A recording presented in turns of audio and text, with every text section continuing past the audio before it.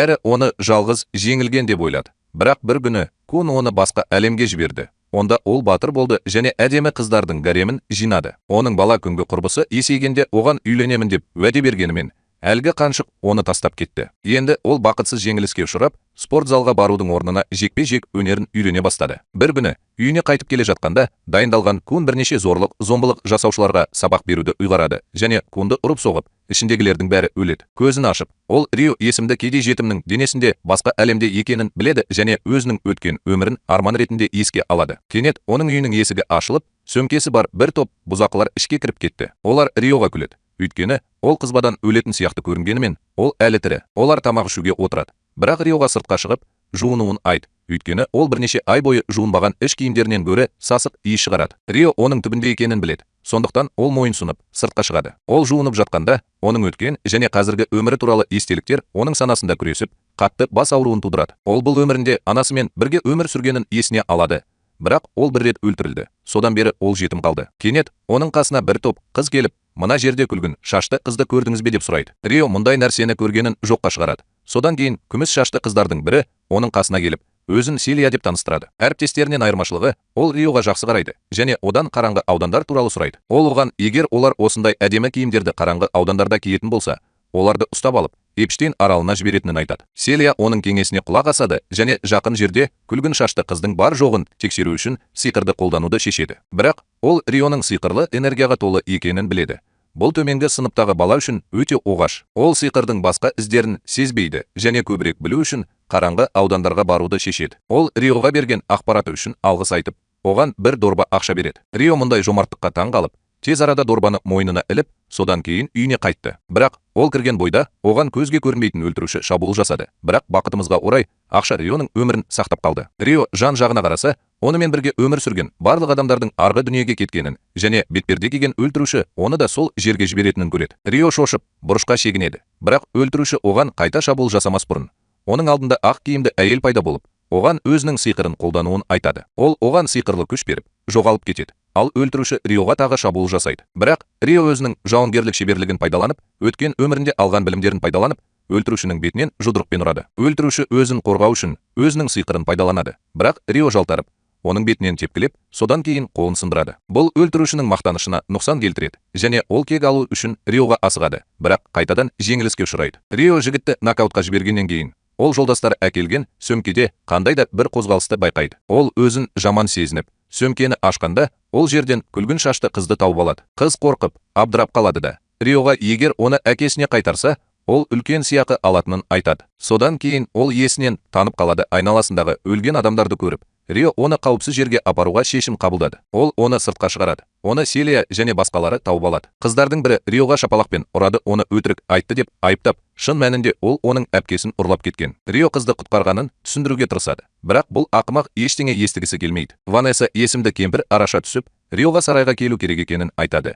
Өйткені қыздың өзі қасында Ханшайым және Ханшайым оянып, куәлік бермейінше, олар оның сөзіне сенбейді. Ол оған жақсы қарым-қатынас жасауға уәде береді. Бірақ оның орнына оны жазалаушының қолына береді. Ол Рионы Ханшайымның ұрлануына қатысы бар екенін мойындау үшін азаптауды шешеді. Рио оған ешқандай жамандық жасамағанын айтады. Бірақ Инсуль Ханшайымның қабілетсіздігінен ұрланғанын жасыру үшін оны ұрып соғуды жалғастыруда. Екінші жағынан, Ханшайым көп ұзамай есін жиып, Ванесса мен Селияға Рионың оны шынымен құтқарғанын айтады. Олар оны түрмеден шығаруға асығады. Ал капитан Мали Уайлд оны ұрып, соғып өлтіргенін біледі. Олар бұл ақымаққа баланы дереу жіберуін айтады.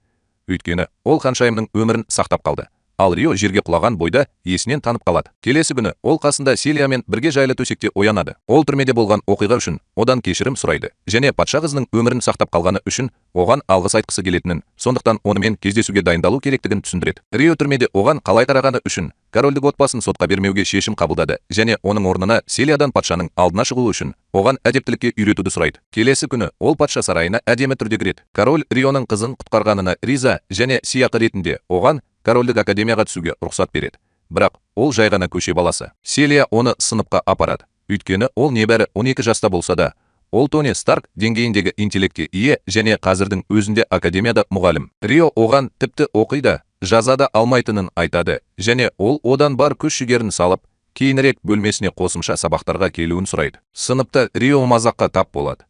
Өйткені бұл бұзылған дворяндар көшедегі баланың өз ортасында оқығанын ұнатпаса да, олар мұны ашық көрсете алмайды. Өйткені патша оған академияда оқуға жеке рұқсат берген. Рио әріптер мен сандардың нені білдіретінін білген бойда, ол бірден математикадағы шеберлігін көрсетеді. Бұл Саллиді таң қалдырады. Ол сұрайды, ол санауды қалай жақсы үйренді. Тіпті оқи алмаса да, Рио колледж студенті кезіндегі өткен өмірін есіне алады. Бірақ анасы мұны оған үйреткенін айтады. Селия енді бұл тақырыпты қозғамайды, және олар шай ішеді. Содан кейін Рио одан әліпбиді үйрену үшін суретті кітаптар мен түрлі түсті қарындаштарды сұрайды. Осыдан кейін оқушылар дене шынықтыру сабағына барады. Онда қатал мұғалім Рионың көрінгеннен әлдеқайда шебер екенін байқайды. Ол Риодан оған кез келген жолмен шабуыл жасауын сұрайды. Ал Рио бірден өткен өмірінде үйренген жапондық семсерлесушінің ұстанымын қабылдайды. Бәрі таң қалды. Өйткені олар мұндай нәрсені бұрын соңды көрмеген және оған күледі. Бірақ Рио өткен өміріндегі білімі мен дағдыларын пайдаланып, одан керемет рыцарь шығатынын айтқан мұғалімді таң қалдырады. Бірақ Рио рыцарлыққа қызықпайтынын айтады. Кейінірек Рио жақсы оқиды.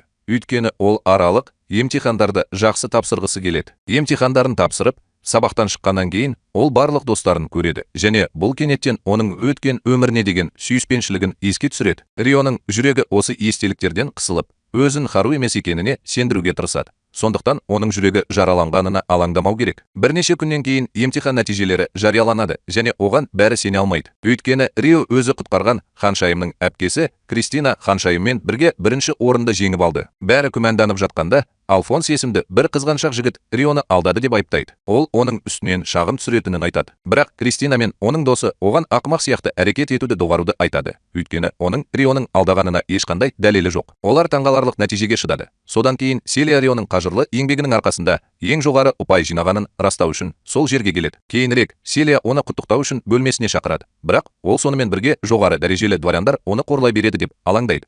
Өйткені ол олардан жақсы. Оның айтуынша, бұл оның басынан өткен, бірақ оны қолдайтын достар болған. Рио, Селия екеуі ұялғаннан қызарып кетті деп жауап береді. Оның академияға түскеніне 5 жыл болды. Ал Рио өтпелі жасты енді ғана бастады. Бір күні семсерлесу нұсқаушысы алдағы турнирге бірнеше студентті таңдайды. Ал Рио үздік үштікке енді. Қызғаншақ Альфонс бұл шешімді қабылдаудан бас тартады. Бірақ нұсқаушы одан мұны кім сұрағанын сұрайды. Жекпе-жек күні жақындап қалды. Ал Рио оны жасамаған қылмысы үшін қорлаған ақымақ Чарльзбен кездеседі. Осы оқиғаға байланысты ол қызметінен төмендетілді және бұл үшін Рионы кінәлайды. Сондықтан оны кек алу мүмкіндігі деп санайды және Риомен бар күшімен күреседі. Алайда Рио оның шабуылдарын сабырмен тойтарып, мүмкіндікті көргенде Чарльзды бір жылдам соққымен қарусыздандырады. Чарльз көпшіліктің алдында масқара болғанына ашуланып, жекпе-жекті жүргізіп жатқан судьяға өзінің рыцарь екенін және жеңілісті абыроймен қабылдау керектігін айтады. Ақыр соңында Чарльздың жеңілгенін мойындаудан басқа амалы жоқ. Бірнеше күннен кейін студенттер өздерінің дағдыларын практикалық бағалау үшін орманға барады. Олар мақсатқа мүмкіндігінше тезірек жету үшін қиын жерлері мен төменгі деңгейдегі құбыжықтары бар орманды аралап өту керек. Рио Альфонсты, оның достарын, екі ханшайымды және бірнеше жоғары курс студенттерін қамтитын топта. Альфонс, жасақ командирі және оның жаяу әскері ормандар туралы ақпаратты рыцарлардан алды. Оның отбасына қызмет ететіндер. Альфонс олардың жарты күнде жететініне сенімді және бәрі онымен келіседі. Ол Риоға барлығының сөмкелерін алып жүруді тапсырады. Бұл тіпті сиқырды қалай қолдануды білмейтін жеңілген адам үшін ең жақсы жұмыс екенін айтады. Рио қарсылықсыз келіседі. Ал оны құтқарған Флора ханшайым өзін жайсыз сезінеді. Ол тіпті көмектесуге тырысады. Бірақ Рио оның жақсы екенін айтады. Топ орманнан өтіп бара жатқанда гоблиндер тобы пайда болады. Бірақ Альфонс пен оның адамдары оларды тез жеңеді. Олар өздерінің іс-әрекеттерін мақтан тұтады және Рио Флораны ұрлаудың артында тұрған күшті жаудың барын сезгенін білмей, басқа жаққа қарайтын жеңілген адам деп ойлайды. Топ орманды аралап өтіп, жол оларды жартасқа апарады. Олар тоқтап, Альфонс барлығының көзінше абдырап қалады. Олар басқа жол табуды ұйғарады. Бірақ кенет ханшайымның қасына найза түседі. Олар айналаға қарап, бұл жерде болмауы керек торг түрінде. Орктар оларға найзамен шабуыл жасай бастайды. Ал шәкірттері оларды ұстауға тырысып жатқанда, Альфонстың жаяу жүргіншісі Стюарт жарақат алып, кішкентайындай жылай бастайды. Ол Флораға соқтығысып, оны жартастан итеріп жібереді. Бірақ бақытымызға орай Рио әрекет ете алады. Ол жартастан тез секіріп түсіп, оны ұстап алады да жел сиқырының көмегімен оны қауіпсіз жерге қайта көтеріп, өзі құлап кетеді. Жоғарғы қабаттағы оқушылар орктармен соғысып жатқанда, Рио төменге аман есен қонады. Ол басқалар сияқты сиқырды қолдана алмаса да, ол осы дүниедегі алғашқы күнінде көрген эфирлік қыздың арқасында оны инстинктивті түрде пайдалана алады. Ол құлағаннан кейін аман қалса, күдіктенемін деп ойлап, қайта көтеріледі. Ол Альфонс пен Стюарттың Флораның құлауына кінәлі екенін естігенде бұталардың арасына тығылады. Флора қарсылық білдіруге тырысады, бірақ оны ешкім тыңдамайды, және Рио оның өміріне қауіп төндіргені үшін лайықты бағасын алды деп айтылады. Олар өз мақсаттарына жетуге бел буады, ал Флора Риодан осында өлу үшін кете ме деп сұрайды. Бірақ содан кейін кенеттен күтпеген жерден алып Минотавр пайда болып, оларға қарай ұмтылды. Сиқыршылар мен жауынгерлер оған шабуыл жасауға тырысады. Бірақ ол жарақат алу үшін тым күшті. Минотавр оған шабуыл жасаған бірнеше жауынгерді қуып жібереді, ал қалғандары шошып қашып кетеді. Альфонс бұрылып қашып кетеді де, бәрі оның соңынан ереді. Бірақ мейірімді Флора жараланған сыныптастарының біріне жүгіріп барып, оны емдей бастайды. Осы кезде оған Минотавр шабуыл жасайды. Ол шошып кетті, бірақ бақытымызға орай Рио қайтадан көмекке келеді, және оны құтқару үшін құбыжықтың қолын кесіп тастайды. Ол оған қашып кетуін айтады, ал ол құбыжықпен өзі күреседі. Құбыжық күшті және жылдам, бірақ Рио жалтарып, оның барлық шабуылдарына тосқауыл қояды. Ал мүмкіндік туғанда, ол құбыжықтың басын пышақтап, кесіп тастайды. Сол кезде сыныптастарының қалған бөлігі Флораны тауып алады, ал Рио байқамай кетуге бел буады. Минотаврды жіберген жұмбақ адам оның шеберлігіне тәнті болып, оның соңынан еруге бел буады. Бүкіл топты құтқарғаннан кейінде, ол Флораға қауіп төндірді деп айыпталатынын біледі. Өйткені асыл бейбақтар өз қателіктерін мойындамайды. Ол оны ешкім тыңдамайтынын біледі. Сондықтан ол академиядағы оқуын тастап, ата-анасының отанына кетуді шешеді. Бірақ кетер алдында ол Селияны соңғы рет көргісі келеді. Өйткені ол патшалықтағы жалғыз досы болды. Ол да ол үшін уайымдады. Өйткені ол болған оқиға туралы бірдеңе естіді. Бірақ Риодан шындықты білгенде шошып кетті. Ол сенің оған ештеңе істей алмайтыныңды біледі, және ауыр жүрекпен онымен қоштасуға дайындалып жатыр. Рио оған жалған атпен хат жазуға уәде береді, және бір күні онымен кездесуге оралады. Рио орманда 3 күн бойы жүгіріп өтіп, портреттері әлі жабылмаған қалаға жетеді. Ол мұнда саяхатқа қажетті заттарды жинай аламын деп ойлайды. Бірақ кенеттен оның артынан біреу келе жатқанын сезеді. Ол бұрылады, бірақ ешкімді көрмейді, және бұл жай ғана паранойя деп ойлайды. Ол базарға барып, кеспе сатылып жатқанын көріп таңғалады. Ол бұл дүниеде кеспені осы қаланың губернаторы ойлап тапқанын, ал қаланың басқа бөлігінде жапон стиліндегі ет тоқаштарын сататынын біледі. Бұл Риоға бұл дүниеде қайта туылған басқа адамдар болуы мүмкін деген ойға жетелейді. Қалай болғанда да, ол сауда гильдиясына барады, және оны Лот есімді көк шашты қыз қарсы алады. Ол одан капюшон мен қылышты сөреде қалдыруын сұрайды. Өйткені оларды ішке кіргізуге болмайды, және Рионың қара шашын көріп таңғалады. Содан кейін ол оны супермаркетке апарады. Онда Рио көптеген саяхат өнімдерін, негізінен спагеттиді сатып алады. Өйткені оларды сақтау және дайындау оңай. Лот оған шай беріп, асылы емес Леоннан сұрайды. Рио онымен көңілді әңгімелеседі. Содан кейін Селияға оның атынан хат жіберуді өтінеді. Өзін Хару деп атайды. Оның бұрынғы аты. Қаладан шыққаннан кейін ол қайтадан орман арқылы жолға шығып, жерде жатқан қызды көреді. Рио оның жақсы екенін тексеру үшін оның қасына жүгіреді. Бірақ оны уланған жебемен атып өлтірген жалдамалы кісі өлтіруші екені белгілі болды. Әйтеуір Рио жебеден жалтарып жүр, бірақ удың әсері әлдеқашан басталып, басы айналып кетті. Айуан қыз орнынан тұрып, оны өлтіремін деп жатыр. Бірақ Рио уды залалсыздандыру үшін сиқырды қолданады. Айуан қыз бұған таңғалып, оған пышақпен шабуыл жасайды. Бірақ ол оның барлық шабуылдарынан оңай құтылып, содан кейін қарсы шабуылға шығады. Қыз тез арада ағаштың бұтағына көтеріліп, сиқырдың көмегімен өзінің физикалық қабілетін арттырады. Бұл Рионы таңғалдырады, өйткені ол қазірдің өзінде өте жылдам болды. Ол оған шабуыл жасауға мүмкіндік бермеу үшін оған асығады және оны қысым астында ұстайды. Ол оған жақындай алады және оны құлатады. Ол оны жерге тіреп қояды. Ал қыз кенеттен жылап, анасына қоңырау шала бастайды. Оны қалай тыныштандыруды білмей, Рио оны ұйықтату үшін сиқырды қолданады. Содан кейін оның барлық қаруын алады. Оның мойнындағы құлдың жағасын көріп, оның басқа біреудің лас жұмысын істеуге мәжбүр болғанын түсінгенде, ол шошып кетеді. Ол өзінің сиқырымен жағасын шешіп алу үшін пайдаланады. Ал қыз әлі ес-түссіз жатқанда және бір түрлі түс көреді. Ол шын мәнінде пойыздың астына түскен автобус қызы еді.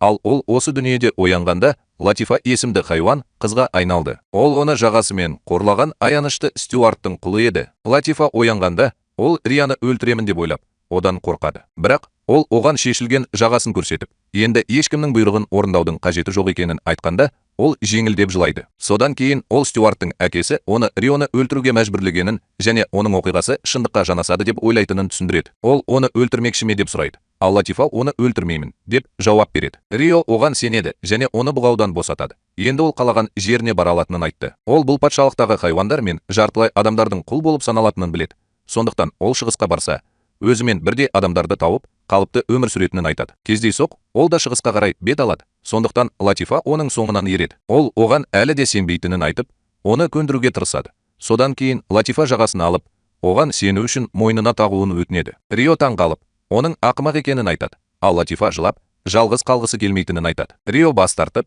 оны өзінің серіктесі ретінде қабылдайды, және олар бірге жолға шығады. Түнде Рио тауда лагерь құрып, спагетти дайындауға бел буады. Ал Латифа оларды таңқалдырып, оларды бұрын жеп қойғанын айтады. Рио таңғалады, өйткені құлдар макарон өнімдерін әрең жейді.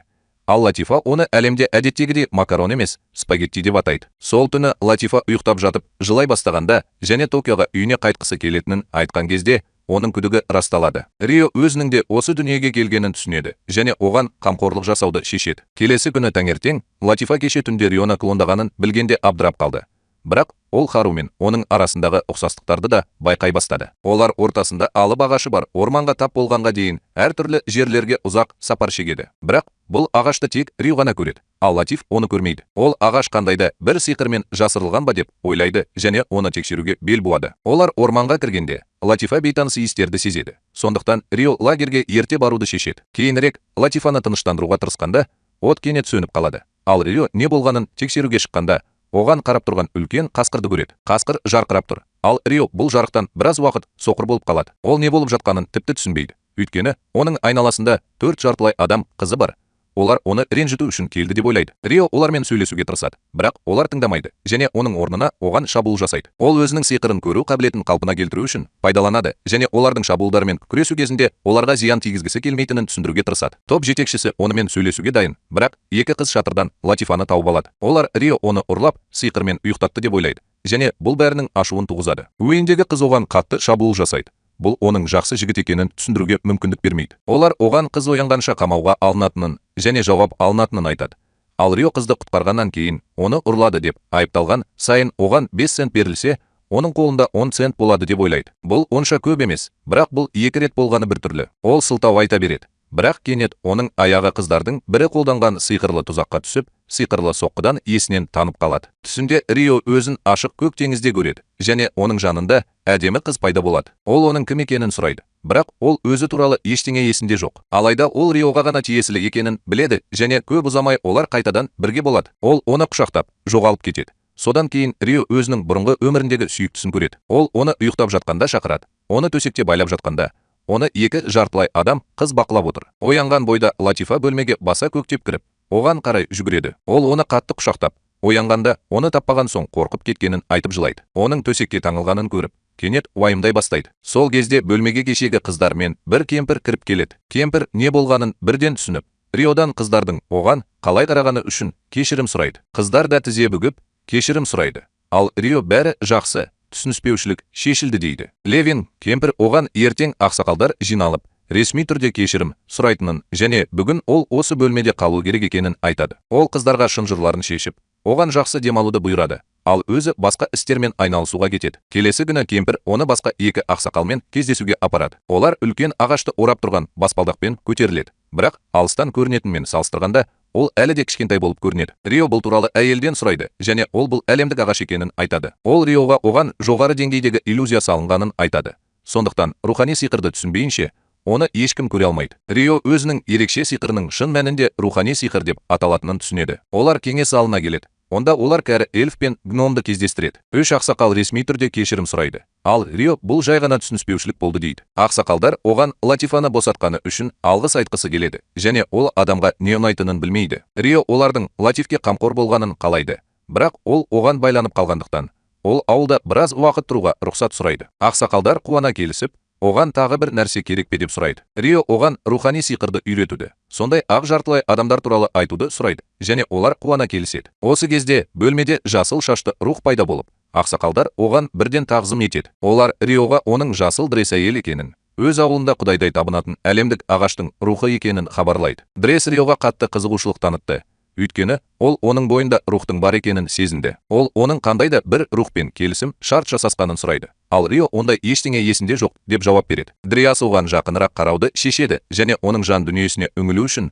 оның бетіне қолын тигізеді. Ол оның ішінде адам кейпіндегі рухтың бар екенін айтқан кезде таң қалады. Барлығы шошып кетті. Ал Рио бұл соншалықты маңызды ма деп сұрайды. Дриас адам кейпінен тек жоғарғы және екінші жоғарғы таптың рухтары ғана ене алатынын түсіндіреді. Ол өзі екінші жоғарғы таптың рухы, бірақ ол богина ретінде қарастырылады және оның ішінде ұйықтап жатқан рух деп санайды. Рио ғасырлар бұрын жындармен соғыстан кейін жоғалып кеткен ең күшті 6 рухтың бірі болуы мүмкін. Рио бұл жерде мәселе бар ма деп сұрайды. Андреас осы деңгейдегі рухпен келісім, шарт жасасу кезінде жоғалтатын жалғыз нәрсе сиқырды қолдану қабілеті, ал қалғанының бәрі өзгеріссіз қалады деп түсіндіреді. Алайда, рухпен ғибадат ететін ауыл тұрғындары үшін бұл бәрін өзгертеді. Үш ақсақал Риоға бұдан былай оны әулие деп санайтынын және оған ерекше қарайтынын айтады. Рио келіседі және Латифа оны асыға күтетін жаңа сәнді үйіне барады. Оған шабуыл жасаған қыздар да сонда және олар онымен бірге өмір сүріп, оған бар нәрселермен қызмет ету арқылы күнәларын өтегілері келетінін айтады. Рио бұл идеяны ұнатпайды,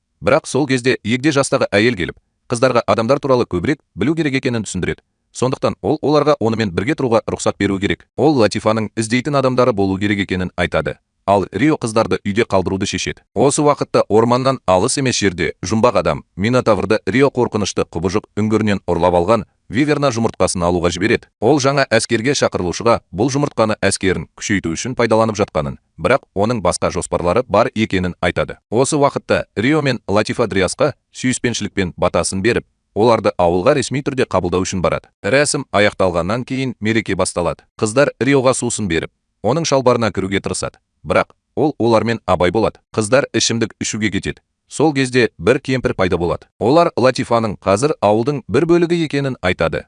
Ал Рио оған ертең кететінін айту қиын болатынын айтады. Кемпір оған батасын береді. Ал ол Латифаны ауылда тойлап жатқанда серуендеуге шығарады. Ол мұнда тұруды ұнатама деп сұрайды. Ал Латифа иә деп жауап береді. Содан кейін Рио жақын арада ауылдан кететінін айтады. Ал Латифа онымен бірге баратынын айтады. Рио оны өзімен бірге ала алмайтынын айтады. Өйткені алдағы жол өте қауіпті және белгісіз. Латифа айқайлап қашып кетеді. Ал Рио жалғыз қалады. Сонымен бірге Драйза ағашты қоршап тұрған тосқауылдың артына бірнеше Виверна кіріп кеткенін сезеді. Ол дереу топты бұзушыларды іздеуге жібереді. Олар қыздармен бірге Виверна жұмыртқасы бар жалдаушыны тауып алады. Ал жұмбақ адам болса, Виверна үңгірінде жатыр және олар бір жұмыртқаны іздеп жатқанда барлық жұмыртқаларды ұрлап жатыр. Қыздар ер адамға оның кім екенін және олардың меншігінде не істеп жатқанын сұрап шабуыл жасайды. Олар сондай-ақ үлкен жұмыртқаның не екенін білгісі келеді. Бірақ олардың сұрақтарына жауап берудің орнына ол Гриффинді алып, иесі көрсеткен бағытқа, яғни ауылға қарай ұшып кетеді. Қыздар оған шабуыл жасайды, бірақ оны жеңе алмайды. Оның орнына бір топ Виверн пайда болып, төбелеске қосылады. Қыздар ажырасып, Вивердің бізге ауылға зиян тигізуіне жол бермеуді шешеді. Бірақ бұл жерде зұлым адам сиқырлы артефакты пайдаланып, жалдаушыдан құтылады. Өйткені оның рөлі аяқталды. Ол краннан құлап, Латифаның қасында жерге құлап түседі. Ол не болғанын көруге келеді. Ол ауыр халде жатқан Вивернаның баласымен бірге өлі денені және сынған жұмыртқаны көргенде қатты қорқады. Ол не болып жатқанын түсінбей тұрып, қара Виверна пайда болады. Ал Латифа қорқып айқайлайды. Осы кезде Рио ауылға жетеді. Онда бәрі үрейленіп, қауіпсіз жерге қашады. Ол жерден Латифаны таппай, ергежейлі ақсақалдан не болып жатқанын сұрайды. Ол оған Вивернің шабуылы туралы айтады. Содан кейін Рио Латифаның айқайын естиді. Ол оған қарай жүгіреді. Ал жартылай адам қыздардың бірі Латифаны қорғауға тырысады. Ол қасқыр мен арыстанның рухын Вивернаға мұзды және отты соққылармен шабуыл жасауға шақырады. Виверна әлсіреп қалды деп ойлап,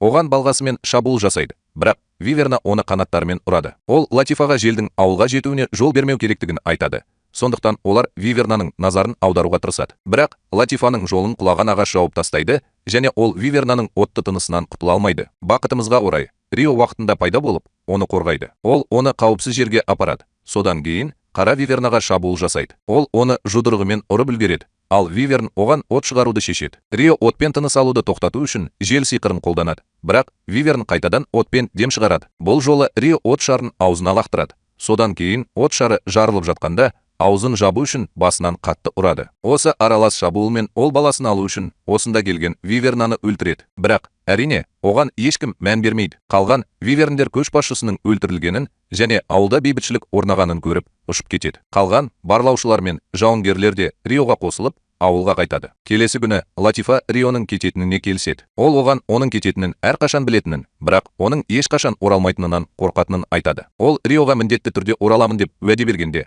ол жылап, оны құшақтайды. Ол оған ештеңе білмейтін ата-анасының отанына баратынын айтады. Ал оның орнына Латифа оған өзінің құпиясын айтуды шешеді. Ол оған сенбеймін деп ойлап, осы дүниеде қайта туылғанын айтады. Бірақ Рио оның өзі сияқты екенін айтады. Ол мұны естігенде шошып кетті. Ал Рио оған бұрын шындықты айтпағанын айтты.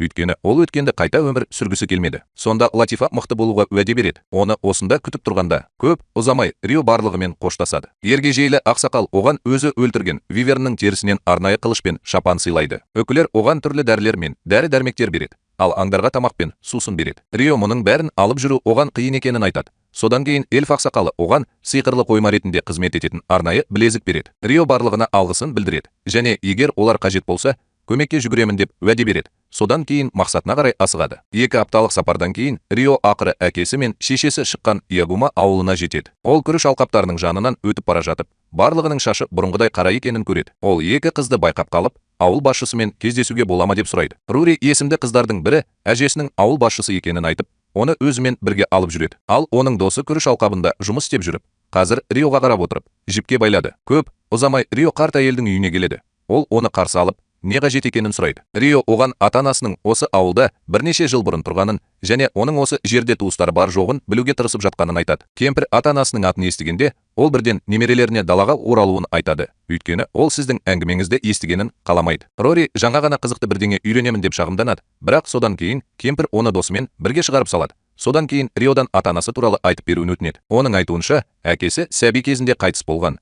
Ал анасы оны өлтіргенше жалғыз өсірген. Рио анасымен бірге ауылға оралуға уәде бергенін айтады. Енді оның қолынан келетін жалғыз нәрсе оларды туған жерінде лайықты жерлеу. Мұны естіген кемпір Риоға таңғаларлық хабарды жеткізеді. Ол өзінің әкесінің анасы және әжесі екенін айтады. Жерлеу рәсіміне келетін болсақ, оның айтуынша, олар әлдеқашан өтіп кеткен және оның ата-анасының қабірлері осында. Ол оны төбедегі қабірлерге апарады және құрмет көрсетіп, Рионың ата-анасы қандай да бір себептермен ауылдан кетуге мәжбүр болғанын және олар қайтып ораламыз деп ойламағандықтан, олар үшін қабірлер жасағанын түсіндіреді. Ол Риоға олардың не үшін кеткенін айта алмайды. Бірақ егер ол ауылда қалса, оған бұл туралы айтып беретінін айтады. Рио есеңгіреп қалды. Бірақ кемпір әжесі онымен қалуды шешеді деп ойлады. Келесі күні ол ерте тұрып, әжесі мен немере ағасы Руриге таңғы ас дайындауға көмектеседі. Оларға бұқтыруға көбірек су қажет. Өйткені олар қонақтарды күтіп отыр. Ал Рури олар толтырып жатқан контейнерден суды сиқырмен ала алатынын айтады. Рио олардың да сиқырды қалай қолдану керектігін білетініне таңғалады және суды жылыту арқылы өз шеберліктерін көрсетеді. Кейінірек Сае мен оның үлкен ағасы Шин оларға таңғы асқа келеді. Бастапқыда Шин Риодан сәл сақ болады.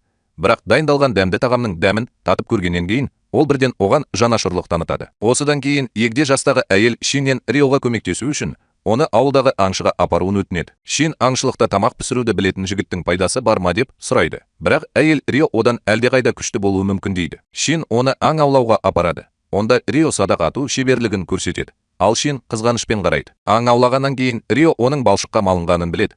Сондықтан ол өзіне монша салады.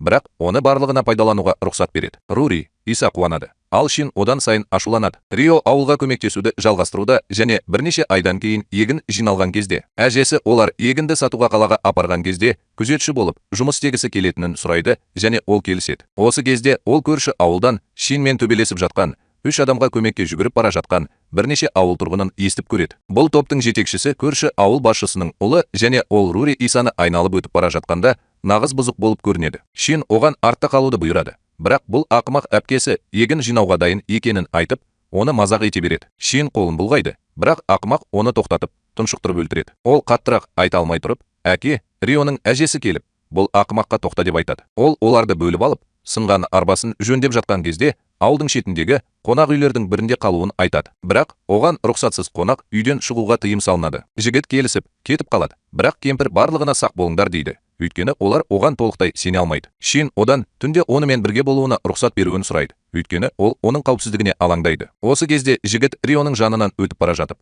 оны ұрып соғуға тырысады. Себебі ол ақымақ. Риоға бірдеңе істеудің орнына ол тепкілеп құлап қалады. Кейінірек салық инспекторы ауылға егінді тексеру үшін келеді. Ал Рио оған бәрін көрсетеді. Түнде 3 жігіт оларды қудалау үшін Рури Исаның бөлмесіне кіріп кетеді. Бірақ Рио қаскүнемдерді табу үшін сиқырлы тас қояды. Сондықтан ол тез келіп, оларды тоқтатады. Бұл сұмырайдың Руриге жұдырықтасқалы жатқанын көргенде, анасының өлімі туралы көріністер оның санасында пайда болып, ол ашуланады. Ол 2 досында ұрады, басты жігіт оған шабуыл жасамас бұрын. Ол оны қабырғаға оңай лақтырып, ұрып соғып өлтіреді. Бірақ оны салық инспекторы тоқтатады. Ол ұрып соққан жігітті өліп қалмас үшін сауықтырады және солдаттарды шақырып, оны тұтқындау үшін қалаға хабарлама жібереді. Рори мен Сиат Риоға істегені үшін алғыс айтады. Бірақ ол өзінің іс-әрекетінен және өзі білмеген ашудан қорқады. Келесі күні салық инспекторы оларды елордадағы түрмеге жіберуге дайындалып жатқанда, 3 ер адам камераға қамалды. Рионың әжесі оған алғыс айтып, хатты әкесіне тапсыруын өтінеді. Сью, Рио және басқалары тауарларын Астанаға жеткізу үшін ауылдан кетеді. Олар салық инспекторымен бірге жүреді, бірақ кейін патшалықтың астанасына жету үшін ажырасады. Астана жапондық тарихи драмаға ұқсайды. Ал қалғандары қонақ үйде тұрғанда, ауыл аңшысы қаланы көрсету үшін Рио мен Шинаны өзімен бірге алып кетеді. Олар рамен жейді. Ал Шин Риоға әпкесін құтқарғаны үшін алғыс айтады. Ол әпкесінің де дәмді рамен жеп көргенін қалайтынын айтады. Бірақ олар жақында төбелесіп қалды. Сондықтан олар әлі сөйлеспейді. Сондықтан Рио дүкенге бару үшін бәрін өзімен бірге алып кетеді. Ол оған әдемі шаш қыстырғышын сатып алады. Ал сатушы оған Риомен тез арада қарым-қатынас жасау керек екенін айтады. Өйткені оның қарсыластары көп. Олар базарды аралап жүргенде, достары оны ұстап тұрған кезде, қарақшы қызды күндіз ұрлап әкетпек болғанын байқайды. Рио жағдайды құтқару үшін араша түсіп, бір жылдам қимылмен қарақшыны нокаутқа түсіріп, қызды ұстап алады. Самурайша оған қожайынын құтқарғаны үшін алғыс айтады. Ал Рио қызды жай ғана оған тапсырады. Ол күзетшілердің оларға жақындап келе жатқанын байқайды. Бірақ ешқандай қиындық көргісі келмейді.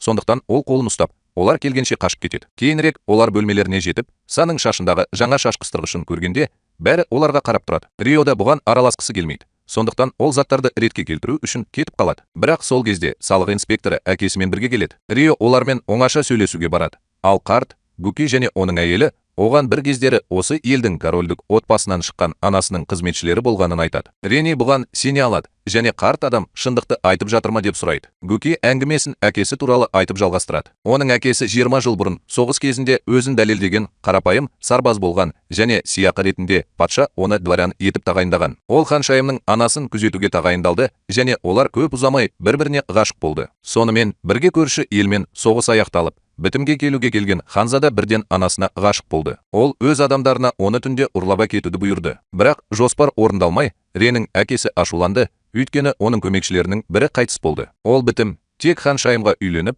оның оққағары өлтірілген жағдайда ғана жасалатынын айтты. Бәрі ашуланып, қызын осындай ауыр тағдырдан құтқару үшін патша оны сүйіктісімен бірге қаладан жасырын түрде шығарып салды. Содан бері олар сөйлеспеді. Бірақ қарт Рионың әжесінен хат алған кезде, ол Рионың олардың ханзадасы екенін түсінді. Қарт адам қатты толқып, Риодан ертең сарайға келіп, патша мен патшайыммен кездесуін сұрайды. Рио қуана келіседі. Келесі күні ол сарайға барады. Онда патша мен патшайым немерелерін көргеніне өте қуанышты. Олар одан ата-анасы туралы айтып беруін сұрайды. Ал Рио олардың қайтыс болғанын айтады. Қарт адамдар бұл туралы бұрыннан білетін және Риодан олардың қалай өмір сүргенін және қалай өлгенін сұраған. Рио әкесінің қалай өлгенін де білмейтінін, бірақ анасы оның көзінше өлтірілгенін айтты. Қарт адамдар шошып, мұны кім істегенін сұрады. Рио бұл әкесінің шытырман оқиғалы серіктесі Люциус есімді адам екенін айтты. Бұл оларға әкесі қайтыс болғаннан кейін көп жағынан көмектесті. Сондықтан Матео Люциусқа сенді. Бір күні ол дүкенге бара жатқанда Люциус Риоға келді.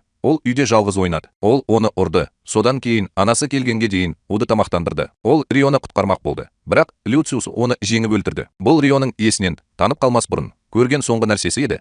Ал оянғанда оны қараңғы жерге лақтырып жіберді. Ол патша мен патшайымға кедейлердегі өмірі туралы, содан кейін мектептегі өмірі туралы қысқаша айтып берді. Мұны естігенде олар қатты ренжіді. Содан кейін ол оларды жек көретінін сұрады. Рио анасының оларды ешқашан жек көрмейтінін, керісінше оның сүйікті адамына тұрмысқа шығуына рұқсат бергеніне риза болатынын айтады. Ол біреуді жек көретін болса, ол Люциус екенін айтады және бір күні оны өз қолымен өлтіруге ант береді. Патша Гандидің жанкүйері болып шығады. Кек алу керек дейді. Бұл шығудың жолы емес, өйткені ол оны қараңғы жаққа апарады. Бірақ Рио анасынан кек алғысы келмейді және патша оған патшалықтағы ең мықты жауынгер қарт Гукимен күресуге кеңес береді. Ол Люциустың өзі қорқынышты қарсылас болу керек деп санайды. Өйткені ол Рионың әкесін өлтірген адам деп күдіктенеді. Сондықтан король Рионың не істей алатынын түсіну үшін таба алатын ең жақсы жауынгермен шайқаста өз күшін сынағанын қалайды. Рио бұл сынақты қабылдап, Гукимен жекпе-жекке шығады. Ол жерде ол қызды кездестіреді. Бұрын құтқарған және ол Гукидің кенже қызы екені белгілі болды. Қалай болғанда да жекпе-жек басталып, Рио оның шабуылдарынан әрең қашатын Гукиге асығады. Ол Риоға өзінің өте шебер екенін, бірақ әлі өзінің әлеуетіне жете алмағанын айтады. Рио оған алғысын білдіреді және оны аяусыз соққылармен қыса бастайды. Гуки оған өзінің шынайы күшін көрсетуге бел буады және ерекше шабуыл жасау үшін сиқырды қылышының айналасына жинайды. Ол Риоға әуе жүзін жібереді.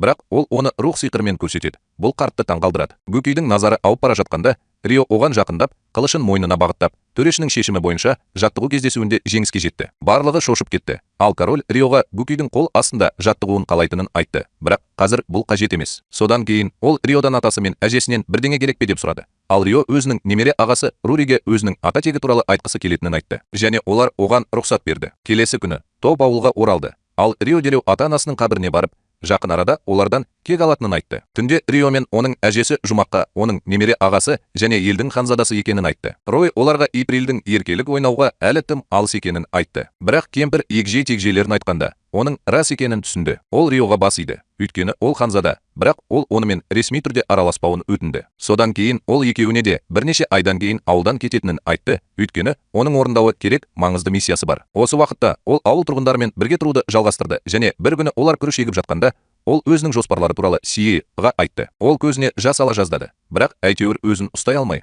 үйіне қайтқанда ғана көзіне жас алды. Шин келіп, оның жылап тұрғанын көрді. Ол Рио оны ренжітті деп ойлап, ашуланды. Бірақ Сио оған Шиннің ауылдан кететінін айтқан кезде, ол бірден онымен сөйлесуге жүгірді. Ол оған айқайлап, әпкесі үшін ауылдан кетпеуін өтінді. Се оны алып кетуге келді. Ал кемпір не болғанын сұрамады. Уақыт өтіп, Сия рухани тәжірибелер мен физикалық жаттығулармен айналыса бастайды. Жақында егін жинау мерекесі келеді және бәрі көңілді болады. Рио әйелі Күкеймен сөйлеседі. Содан кейін бәрі оған жақындап, жеке сөйлесуді сұрайды. Олар тыныш жерге барады. Онда ол оған деген сүйіспеншілігін мойындайды, бірақ ол оның сезімін қайтара алмайтынын айтады. Сайо онымен бірге сапарға шыққысы келетінін айтады. Өйткені ол пайдалы болу үшін жаттығады. Ол жылап, оның қасында болуына рұқсат беруін сұрайды, бірақ Рио кешірім сұрайды. Өйткені ол біреуді жақсы көремін деп ойламайды. Өйткені оның жүрегінде өткен өмірдегі махаббат өмір сүреді. Келесі күні таңертең Рио таң атқанша жолға шығуды ұйғарады да, Се оны қоштасу үшін ауыл қақпасында күтіп тұрғанын көреді. Содан кейін ол қайтадан жартылай адам орманына барады. Онда Латифа оны көргеніне өте қуанышты. Ол ақсақалдарға да барып, жақын арада тағы да сапарға шығатынын айтады. Осыдан кейін ол үйіне қайтады. Ол жерде бұрын кездескен қыздар оның назарын аудару үшін күресе бастайды. Бірақ Рио оларды қашықтықта ұстайды. Алайда келесі күні таңертең оянғанда қасында ұйықтап жатқан жалаңаш қызды көреді. Ол мұны түс деп ойлайды. Бірақ оның қолын сілкіп жібергенін сезіп, бұл түс емес екенін сезеді. Ол орнынан тұрып, қыз кенеттен оның қасына қысылып қалады. Бұл оны шошытады. Оның айқайын естіген қыздар бөлмеге баса көктеп кіріп, оның қызғылт шашты қызды құшақтап тұрғанын көреді. Олар шошып кетті. Ал Рио не болып жатқанын өзі білмейтінін түсіндіруге тырысады. Латифа төсекте қандай қызбен жатқанын сұрайды. Ал Рио оның жанында болады және оның кім екенін сұрайды. Қыз өзінің келісімшарт жасасқан рухы екенін айтады. Содан кейін Рио бәрін түсінеді. Біраз уақыттан кейін рух киініп, Рио Харуды реинкарнацияға дейін қалай атаған болса, солай атайды. Ол тіпті өзінің есімін білмейтінін және өткені туралы ештеңе білмейтінін айтады. Рио өзінің кішкентай кезінде оған рух сиқырын үйреткен эфирлік қыз болғанын есіне алады. Бірақ ол да есінде жоқ. Ол Риодан оған есім беруін сұрайды. Өйткені ол тек ол үшін ғана бар. Бірақ басқа қыздар оны неге Хару деп атайтынына таңғалады. Ол кейінірек түсіндіретінін айтады. Содан кейін рух онымен телепатикалық түрде сөйлесуді шешеді. Рио таңғалады және рух оны Рио деп атағанын қалайтынын сұрайды. Ол маған бәрібір екенін айтады және оны Азия деп атауды шешеді. Басқа қыздар Риоға Дриаспен кездесуге кеңес береді.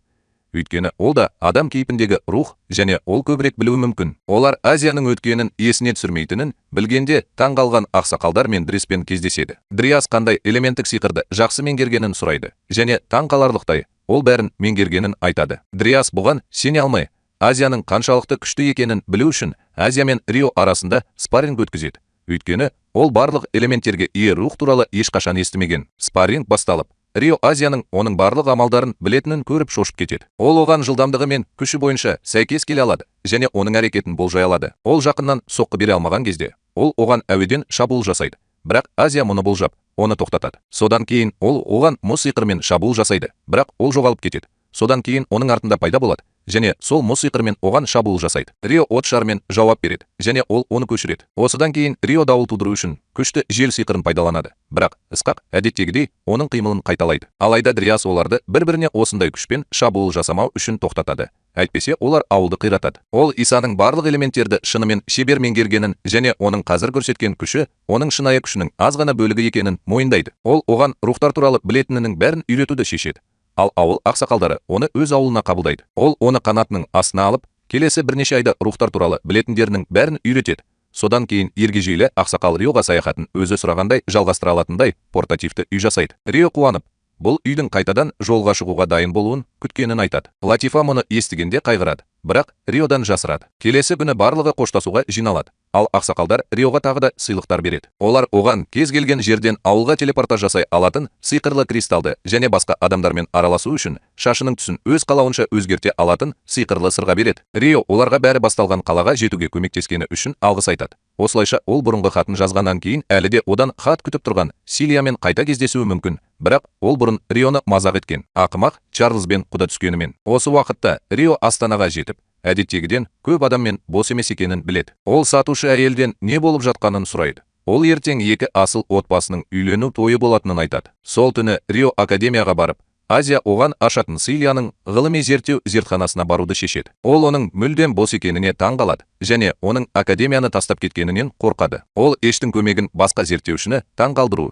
және Силияның қайда екенін білу үшін пайдаланады. Рионың көңілін қалдырғаны үшін ол Силияның Чарльз сарайында екенін және ертең оған үйленетінін айтады. Рио бұған таң қалды. Ол зерттеушілерден сұрайды. Бұл Силияның отбасы қаламаған саяси неке екенін біледі. Бірақ олардың таңдауы болмады. Елдегі тұрақсыз саяси жағдайды ескере отырып, Рио тез арада академиядан шығып, қамалға қарай жүгіреді. Бірақ Азияны және бірінші болып Силияның қайда екенін білуге жібереді. Өйткені сарайда өте қатаң күзет бар. Азия Силияны тауып үлгерді. Азияның көмегімен ол Силияны тауып алып, бірден оның бөлмесіне қарай ұмтылды. Силия Рионың оған келуге уәде бергені туралы ойлады. Бірақ ол уәдесін ешқашан орындамады. Ол оның хатын өртеп жібермекші болған кезде есік ашылып, Рио кіріп келді. Алғашында ол шашының түсін өзгерткендіктен оны танымады. Бірақ Рио оны бұрынғы қалпына келтіргенде, оның мойнына қарай жүгірді. Ол оны көргеніне қуанып, оған сұрақтар қойды. Бірақ Рио оның сөзін бөліп, үйлену тойы туралы айта бастады. Көз-жігер оның қолын сілкіндірді. Ол мұны естігенде, ол қатты ренжіді. Рио Чарльзға үйленуге келіскені рас па деп сұрады, және ол келіскенін айтты, өйткені бұл оның отбасы алдындағы міндеті. Рио бұл мәселеге қалай қарайтынын білуге тырысты. Өйткені ол бақытты болмайтын адамға тұрмысқа шықпау керек. Силия оған сол кезде оған үйленеме деп сұрады. Ал Рио үнсіз қалды. Силия мұны әзіл ретінде қабылдады және Риоға оны көргеніне қуанышты екенін айтты. Бірақ оның кететін уақыты келді. Ол оны есіктен итеріп жіберіп, жылай бастады. Бірақ Рио бұған көңілі толмады. Ол Силияның Чарльзға неліктен үйленетінін анықтауды ұйғарды. Ал Азия оған бұл мәселеде көмектесетінін айтты. Келесі күні ол көпшіліктің арасында той шеруі өтіп бара жатқанда күтіп тұрды. Вагон өтіп бара жатқанда Рио Азияны Силиямен телепатикалық сөйлесуге жіберді. Силия көпшіліктің арасынан Рионы көріп жылап жіберді. Ол оны бұлай көргісі келмеді. Бірақ Азиядан Рионың мұнда не үшін келгенін сұрағанда, ол ештеңе айтпады. Ол бұл жай ғана оған ұқсайды деп ойлады. Ал вагон тоқтаған кезде ол өзінің сезімін басып, өз рөлін орындауды шешті. Бірақ ол Чарльздың қолынан ұстағалы жатқанда, күзетшілер Рио тоқтады деп айқайлады. Ол тікелей Силияға қарай жүгірді. Рио күзетшілерді бұзып өтіп, оларды екі жаққа шашып жіберді. Сиқыр оған шабуыл жасады. Бірақ ол олардың сиқырларынан жалтарып, олардың үстінен секірді. Элиталық күзетшілер онымен күресу үшін сиқырлы сиқырды қолданды, ал Чарльз оларға қаскүнемді өлтіруді бұйырды. Ол өзінің элиталық күзетшісі ешкімнен ұтылмайтынын мақтан тұтты. Бірақ Рио олармен тез арада күресіп, содан кейін Чарльзды ішінен соққымен нокаутқа жіберді. Силия шошып кетті. Бірақ ол ештеңе айта алмай жатып, Рио оны кепілге алды. Барлығы шошып кетті. Тіпті Силия да не болып жатқанын түсінбеді. Бірақ ол оған мұның бәрі жалған екенін айтты және оның шынайы сезімдерін білу үшін осында келді. Ол Чарльздың бұл некемен оның отбасын бопсалап жатқанын білді, ал Силия оны жоққа шығара алмады. Мұны Риодан жасыруға тырысып, ол телепатиялық түрде оған бұл некеге риза емес екенін айтты. Рио, егер ол бұйырса, оны ешкім таба алмайтын, бұл некеден алыстататынын айтты. Ол оның отбасы мен әкесіне ештеңе болмайды деп сендірді, ал Силия оны алып кетуін өтінді. Рио солай істеді. Бірақ алдымен Чарльзды қарғап, әйелін ұрлап, оны әлем алдында қорлайтынын айтты. Ол Силиямен бірге қашып, күзетшілердің үстінен секіріп, сиқыршылардың шабуылына тойтарыс берді. Көп ұзамай оның артынан грифон киген таңдаулы сарбаздар тобы келеді. Сондықтан ол аллеяға тығылып, Силияны Айшеге тапсырады және оның назарын аударған кезде оны патшалықтан алып кетуін айтады. Ол қайтадан пайда болып, ұшатын рыцарларды өзіне шабуыл жасау үшін азғырады. Ал бұл арада Айша мен Сирияны қуып жетуі мүмкін күзетшілермен күреседі. Ол патшалықтың ең мықты жауынгері Альфред кенеттен пайда болған кезде оларды жеңе жаздады. Ол Риомен жалғыз күресуге бел буады. Өйткені басқа сарбаздар оған қарсылас емес. Ол сиқырлы қылышын суырып алып, Риоға шабуыл жасайды. Ол Альфредтің өте күшті екенін бірден түсінеді және тәуекелге бармауға шешім қабылдайды. Үнемі жалтарып, оның шабуылдарына тосқауыл қояды. Ал ол Альфредті өлтіргісі келмегендіктен жұдырығымен және аяғымен ұрады. Альфред мұны менсінбеушілік деп қабылдайды және өзінің сиқырлы қылышының барлық күшін пайдалануды шешеді. Ол Риоға өзінің ең күшті шабуылын жасайды. ол жолындағы барлық нәрсені жойып жібереді. Бірақ Рионың ізі де қалмайды. Альфред Рио аман қалған болуы мүмкін деп ойлайды және сарбаздарына іздеуді жалғастыруды бұйырады. Бірақ Рио дүрбелеңді пайдаланып, Айша мен Силиямен бірге астананың сыртына қашып кетеді. Ол Айшаға көмегі үшін алғыс айтып, Силияны құшақтайды. Бірақ олар кетер алдында аспаннан жұмбақ жарық сәулелері түсе бастайды да, Айша кенеттен Риоға оларды құтқарыңдар деп айғайлайды. Рио оның не айтып тұрғанын түсінбейді. Бірақ кейбір бұзақылар қыздарды ұрлап жатқан жерге жүгіреді. Ол олардың бәрін ашуланып өлтіріп, қыздарды құтқарады. Оларда қазіргі жапондықтар сияқты құрылғылар бар. Бұл оны таң қалдырады, және олар жапон тілінде сөйлейді. Ол олардың бұл дүниеге телепортация арқылы келгенін тез түсініп, мұнда басқа біреу бар ма деп сұрайды. Олар басқа арбаны көрсетеді. Ал Рио қақпадан жүгіріп шыққанда, ол мені, оның балалық махаббатын көреді. Ол шошып кетті. Мені көрген Рио кенет олардың бала кезінде есейгенде үйленеміз деп уәде бергенін есіне алды. Осы уәдесін орындау үшін Рио беделді мектепте жақсы оқыды. Ол мені оқудың бірінші күні кездестіреді. Бірақ онымен сөйлесуге уақыты жоқ. Өйткені оған әдемі ойыншы жүгіріп келеді. Рио оған үшінші тақ сияқты қарайтынын көріп, олардың уәдесін ұмытып кеткенін түсінеді. Ол үшеуінің кетіп бара жатқанын ауыр жүрекпен бақылап отыр. Сонымен қатар, Мейтак пен үшінші тақ екі ағайынды кездестіреді.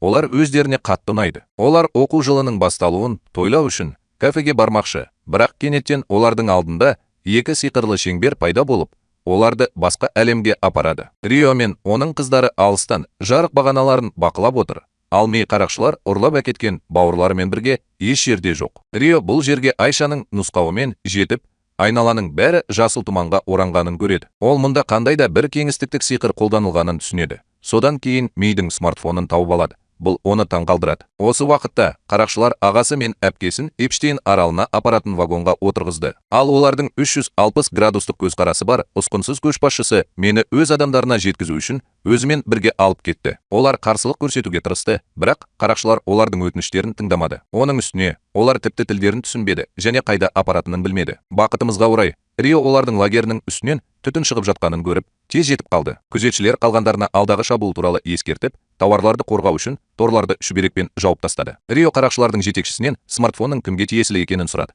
Бірақ ол бұл туралы ештеңе білмейтінін айтты. Рио олармен араласқысы келмеді, өйткені ол асығыс болды. Кенет ол қыздың көмекке шақырғанын естіді. Рио таң қалды, өйткені ол бұл дүниенің тілінде емес, ағылшын тілінде сөйледі. Ол қарақшылардың басшысына қыздың өзі іздеп жүргенін айтып, оны өзіне беруін өтінді. Басшы өз ісіне араласпауды бұйырды және өз адамдарына оны күшпен қуып жіберуді бұйырды. Рио мұндағы қарақшылардың топ болып жұмыс істеуге шебер екенін түсінді, өйткені олар бірлесіп әрекет етті, бірақ бұл оған кедергі болмады. Ол ұрысқа дайындалып, қарақшылардың алғашқы шабуылынан оңай құтылды. Олардың бірі оған сиқырмен шабуыл жасады, бірақ Рио жалтарып, шабуылға тойтарыс берді. Екінші қарақшы оған қылышпен шабуыл жасады, бірақ Рио тағы да жалтарып, оны итеріп жіберді. Бірақ одан да көп адам оған секірді. Рио бұдан былай ұстамауға бел буып, қанжарларын суырып алды. Ол жол бойында қарақшылармен күресіп, тікелей басшыға қарай жүгіреді. Сиқыршы оған от шарын лақтырады, бірақ Рио жарақат алмай, оған қанжарларын лақтырады. Ер адам оларды жауып тастайды, бірақ бұл тек қызыл майшабақ болды. Ал Рио оны бірнеше соққымен нокаутқа жіберді. Содан кейін пышақты суырып алып, кеудесіне қадады. Содан кейін ол қорқыныштан сөзбе-сөз суланған басшыға бұрылады. Ал Рио оған балаларды жіберуді бұйырған кезде, ол дереу өз адамдарына бұйрық береді. Рио олардың тілін түсінгеніне таң қалған екі ағайынды тауып алады. Ол олардың қасында басқа біреу бар ма деп сұрайды. Олар бірден Мияны ұстап тұрған арбаны көрсетеді. Бастық ашуланып, кілтті іздейді, бірақ Рио жай ғана есікке жетіп, құлыпты күшпен қағып алады. Есік ашылып, мені сол жерде көргенде таң қалып, менің мұнда қалай келгенімді сұрайды. Қалай болғанда да, олар қауіптен аулақ жүреді, және менің ойымша, вагондардағы қалған балаларға бәрібір. Рио Азиямен байланысып, оған тезірек қосылуын айтады. Осыдан кейін Мия оны құтқарғаны үшін алғыс айтып, оның есімін сұрайды. Рио не деп жауап берерін білмей, өзін өткен өміріндегі Харута есімімен атауға шешім қабылдады. Бұл мені таң қалдырады, бірақ бәрінен де таң қалдырғаны күлгін шашты Аки қыз. Рио бұл есімді Рионың әпкесі деп таниды. Ол ата-анасы ажырасқаннан бері ешқашан кездеспеген. Ол оның әпкесі екеніне сенімді, бірақ бәрібір оның кім екенін айтпайды. Содан кейін қара шашты жігіт өзін Масата Акидің інісі деп таныстырады. Рио есеңгіреп қалды, өйткені ол өзінің ағасы бар екенін білмеді. Бірақ содан кейін жердегі анасы болу керек екенін түсінді. Қайтадан үйленді. Қалай болғанда да, ол оларға жақын арада қараңғы түсетінін және жақын жерден қауіпсіз жер табу керектігін айтады. Олар бос орын тапқанда, Рио сиқырлы білезіктерін алып, сол жерде жасырылған портативті үйді ашады. Екі аға әпкем екеуміз таң қалдық. ал Рио іші көрінгеннен әлдеқайда ыңғайлы екенін айтты. Осы кезде Азия мен Селия ұшып келеді. Олардың таңданысы тек күшейе түседі. Азия Риоға жүгіріп барып, тапқан 3 адамы туралы сұрайды. Ол оларды оған таныстырады, ал Рио аудармашы қызметін атқарады. Бұл тым көп уақытты қажет етеді. Сондықтан Азия бәрін өз қолына алып, күтпеген жерден Селия екеуміздің маңдайымыздан сүйеді. Бұл бізді біраз ұятқа қалдырады. Осының арқасында олар бір-бірін түсіне алады. Азия Рио екі тілді де білетіндіктен, қыздардың бір-бірін түсінуі үшін олардың арасында уақытша байланыс орнатқанын түсіндіреді. Рио шошып кетті, бірақ Иса оның аш екенін айтты. Ол үйдегі барлық адамдарды тез тастап, кешкі ас әзірлеп жатқанда қыздарға ваннаға түсуді айтады. Жуынатын бөлмеде Селия маған Рио туралы айтып, Исаның оның рухы серігі екенін айтады. Бұл арада Масатат Рио туралы олардың көзқарасы бойынша бұл қиял, ғажайып, рөлдік ойынға ұқсайтынын біледі. Бірақ бұл жерде ставкалар шынайы, сондықтан құлдықта болу немесе өлу әзіл емес. Көп ұзамай қыздар ваннадан қайтып келеді. Ал Рио зорлық, зомбылық пен спорттық костюмді көргенде таң қалады. Ол Акидің оны қарызға алғанын түсіндіреді. Өйткені ол ұзақ күннен кейін үйлену көйлегін киюді ойламаған. Рио барлығына жаңа киім керек екенін түсініп, оны ертең сатып алу керектігін айтады.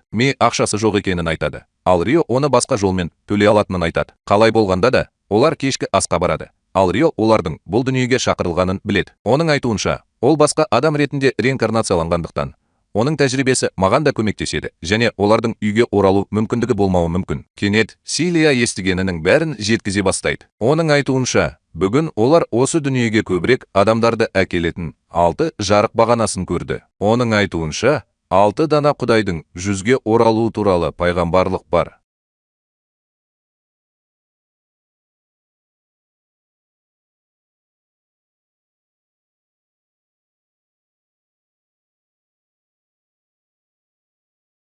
Рио кенеттен мияға осында телепортаждалған кезде, олармен бірге тағы 2 адам болғанын айтып, олар туралы бірдеңе білетін білмейтінін сұрайды. Рио олардың бұл дүниеде де болуы мүмкін екенін айтады. Бірақ ол сенімді емес. Мия оны Рио құтқарды деп ойлап, олар үшін алаңдайды. Бірақ оның достарына қауіп төнуі мүмкін. Көңіл күй бұлыңғыр болады. Бірақ бұл кезде Азия тым көп сөйлегендіктен есіней бастайды. Ол Риоға жақындап, шаршағанын және ұйықтайтын уақыты келгенін айтып, оның қолынан ұстайды. Бәрі шошып кетті. Содан кейін Азия кенет тым көп энергия жұмсағанын айтып, бірден оның үстіне үйіліп қалды. Селия екеуміз шошып кеттік. Бірақ Азия өзінің маназын толтырып жатқанын және бұл маңызды емес екенін айтады. Өйткені ол Риомен жиі ұйықтайды. Рио Селияға бұл түсінбеушілік екенін түсіндіруге тырысады. Бірақ ол оны қазірдің өзінде бұзық деп санайды. Рио әйтеуір барлығын дастарханға отырғызып, Айсияның жұмыс істеу үшін оның маназы қажет екенін түсіндіреді. Селия мұны түсінеді. Бірақ бәрібір Рио мен Айшаның бірге ұйықтайтынына сенеді және бұл күні Айша енді онымен дауласқысы келмейді. Сондықтан ол маған телепортаж жасап, менімен ұйықтайтынын айтады. Оның айтуынша, бұл Риомен бірдей болмаса да, Маяның да маназы көп және оның көмегімен оның орнын толтыра алады. Бұл Рионың мәселесін шешеді және Сайша екеумізді бір бөлмеге жібергеннен кейін, ол басқа бөлмені ағасы мен әпкесіне көрсетеді. Содан кейін ол Селияны жоғарыға көтеріп, оған жақын жерде орналасқан бөлек бөлме береді. Бірақ қазір бұл 200-ді Риомен бірге ұйықтап, оның шалбарына кіргісі келеді. Ол мұны айтуға батылы бармайды. Ал Рио өз бөлмесіне жалғыз оралады. Ол кенеттен менің бұл дүниеге келгенім қандай оғаш деп ойлай бастайды. Егер ол оған Харута туралы әлі де естеліктері бар екенін айтса, ол не ойлайтынын ойлайды. Бірақ содан кейін бұл маңызды емес деп шешеді. Өйткені ол енді Харута емес. Кенет Селия оның есігін қағып, Рио оны кіргізді. Ол оны мазалағаны үшін кешірім сұрайды. Бірақ маңызды нәрсе туралы сөйлескісі келетінін айтады. Рио оған шай құйып береді. Ал Селия одан Айшамен қалай танысқаны туралы сұрай бастайды. Бірақ алдымен ол Рионың өткен өмірі туралы білгісі келеді. Өйткені бұл оның ең үлкен құпиясы. Рио оған Харуто кезіндегі өткен өмірін есіне түсіретінін және бүгін кездескен адамдар онымен бір әлемнен екенін айта бастайды. Рио Селиядан оны алғаш рет лашықтан тапқан күні есіңде ме деп сұрайды. Өйткені дәл сол күні оның өткен өмірі туралы естеліктері қайта оралды. Селия Рио туралы көп нәрсені түсінеді және ол бәріне қарамастан, ол әлі де ол әрқашан білетін шәкірт және дос екеніне сендіреді. Селия мұны естігеніне қуанышты және Риоға оны некеден құтқарғаны үшін алғыс айтады. Ол әлі де әкесі үшін алаңдайды. Сондықтан Рио оған хат жазып, келесі қалаға жеткенде бәрі жақсы екенін айтуды ұсынады. Дәл осы уақытта Астанада бұл ақымақ Чарльз көптеген іс-шаралардың артында тұрған жақын қонақтарының бірімен сөйлесіп жатыр. Ол Чарльзды қалыңдығының үйлену тойының алдында ұрлап кеткенін айтып жұбатуға тырысады. Ал әлгі ақымақ түнгі капитан мұны істеген қылмыскерді міндетті түрде жойып жіберді деп табанына мас болып қалады. Бірақ ол әлі де есеңгіреп қалды. Өйткені ол Селияның қайда кеткенін білмейді. Содан кейін ер адам тақырыпты өзгертіп, батырлардың қалай шақырылғанын және олардың біреуі патшалықта болғанын айтады. Чарльздың айтуынша, қазір тым көп нәрсе болып жатыр. Сонымен қатар бүлікшілерде Флора ханшайыммен бірге қасиетті тастың арқасында батыр бар. Көтерілісшілер лагерінде тағы бір батыр оны шақырған дворяндардың корольдік қабылдауынан ләззат алады. Оның есімі де батыр.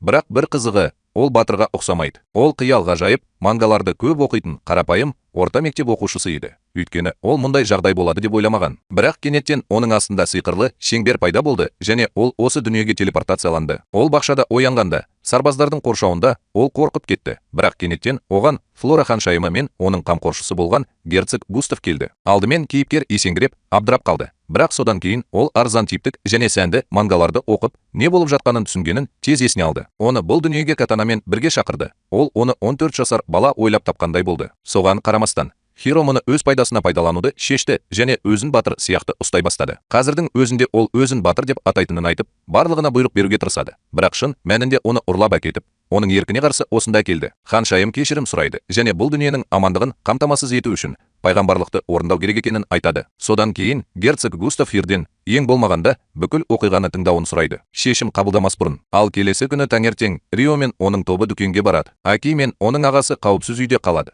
Ал қалған төртеуі жақын маңдағы қалаға баруға дайын. Ишида Силияны қолына алып ұшып кетеді. Ал Рио маған бұрылып, оны алып кететінін айтады. Ол оны қолына алып ұшып кетеді. Ал қаншық оған құлап қалудан қорықпайтынын айтып, онымен сырласа бастайды. Өйткені ол онымен бірге. Олар көп ұзамай қалаға жетеді. Ал Рио Силиядан өзіне жаңа есім ойлап табуын сұрайды. Өйткені олар оны іздеп жүрген болуы мүмкін. Ол шашының түсін өзгерту үшін сиқырлы шаш қыстырғышын пайдаланады және қыздарға да солай береді. Осылайша олар да камуфляж жасай алады. Жолда келе жатып, қыздар үлкен сызықты көреді.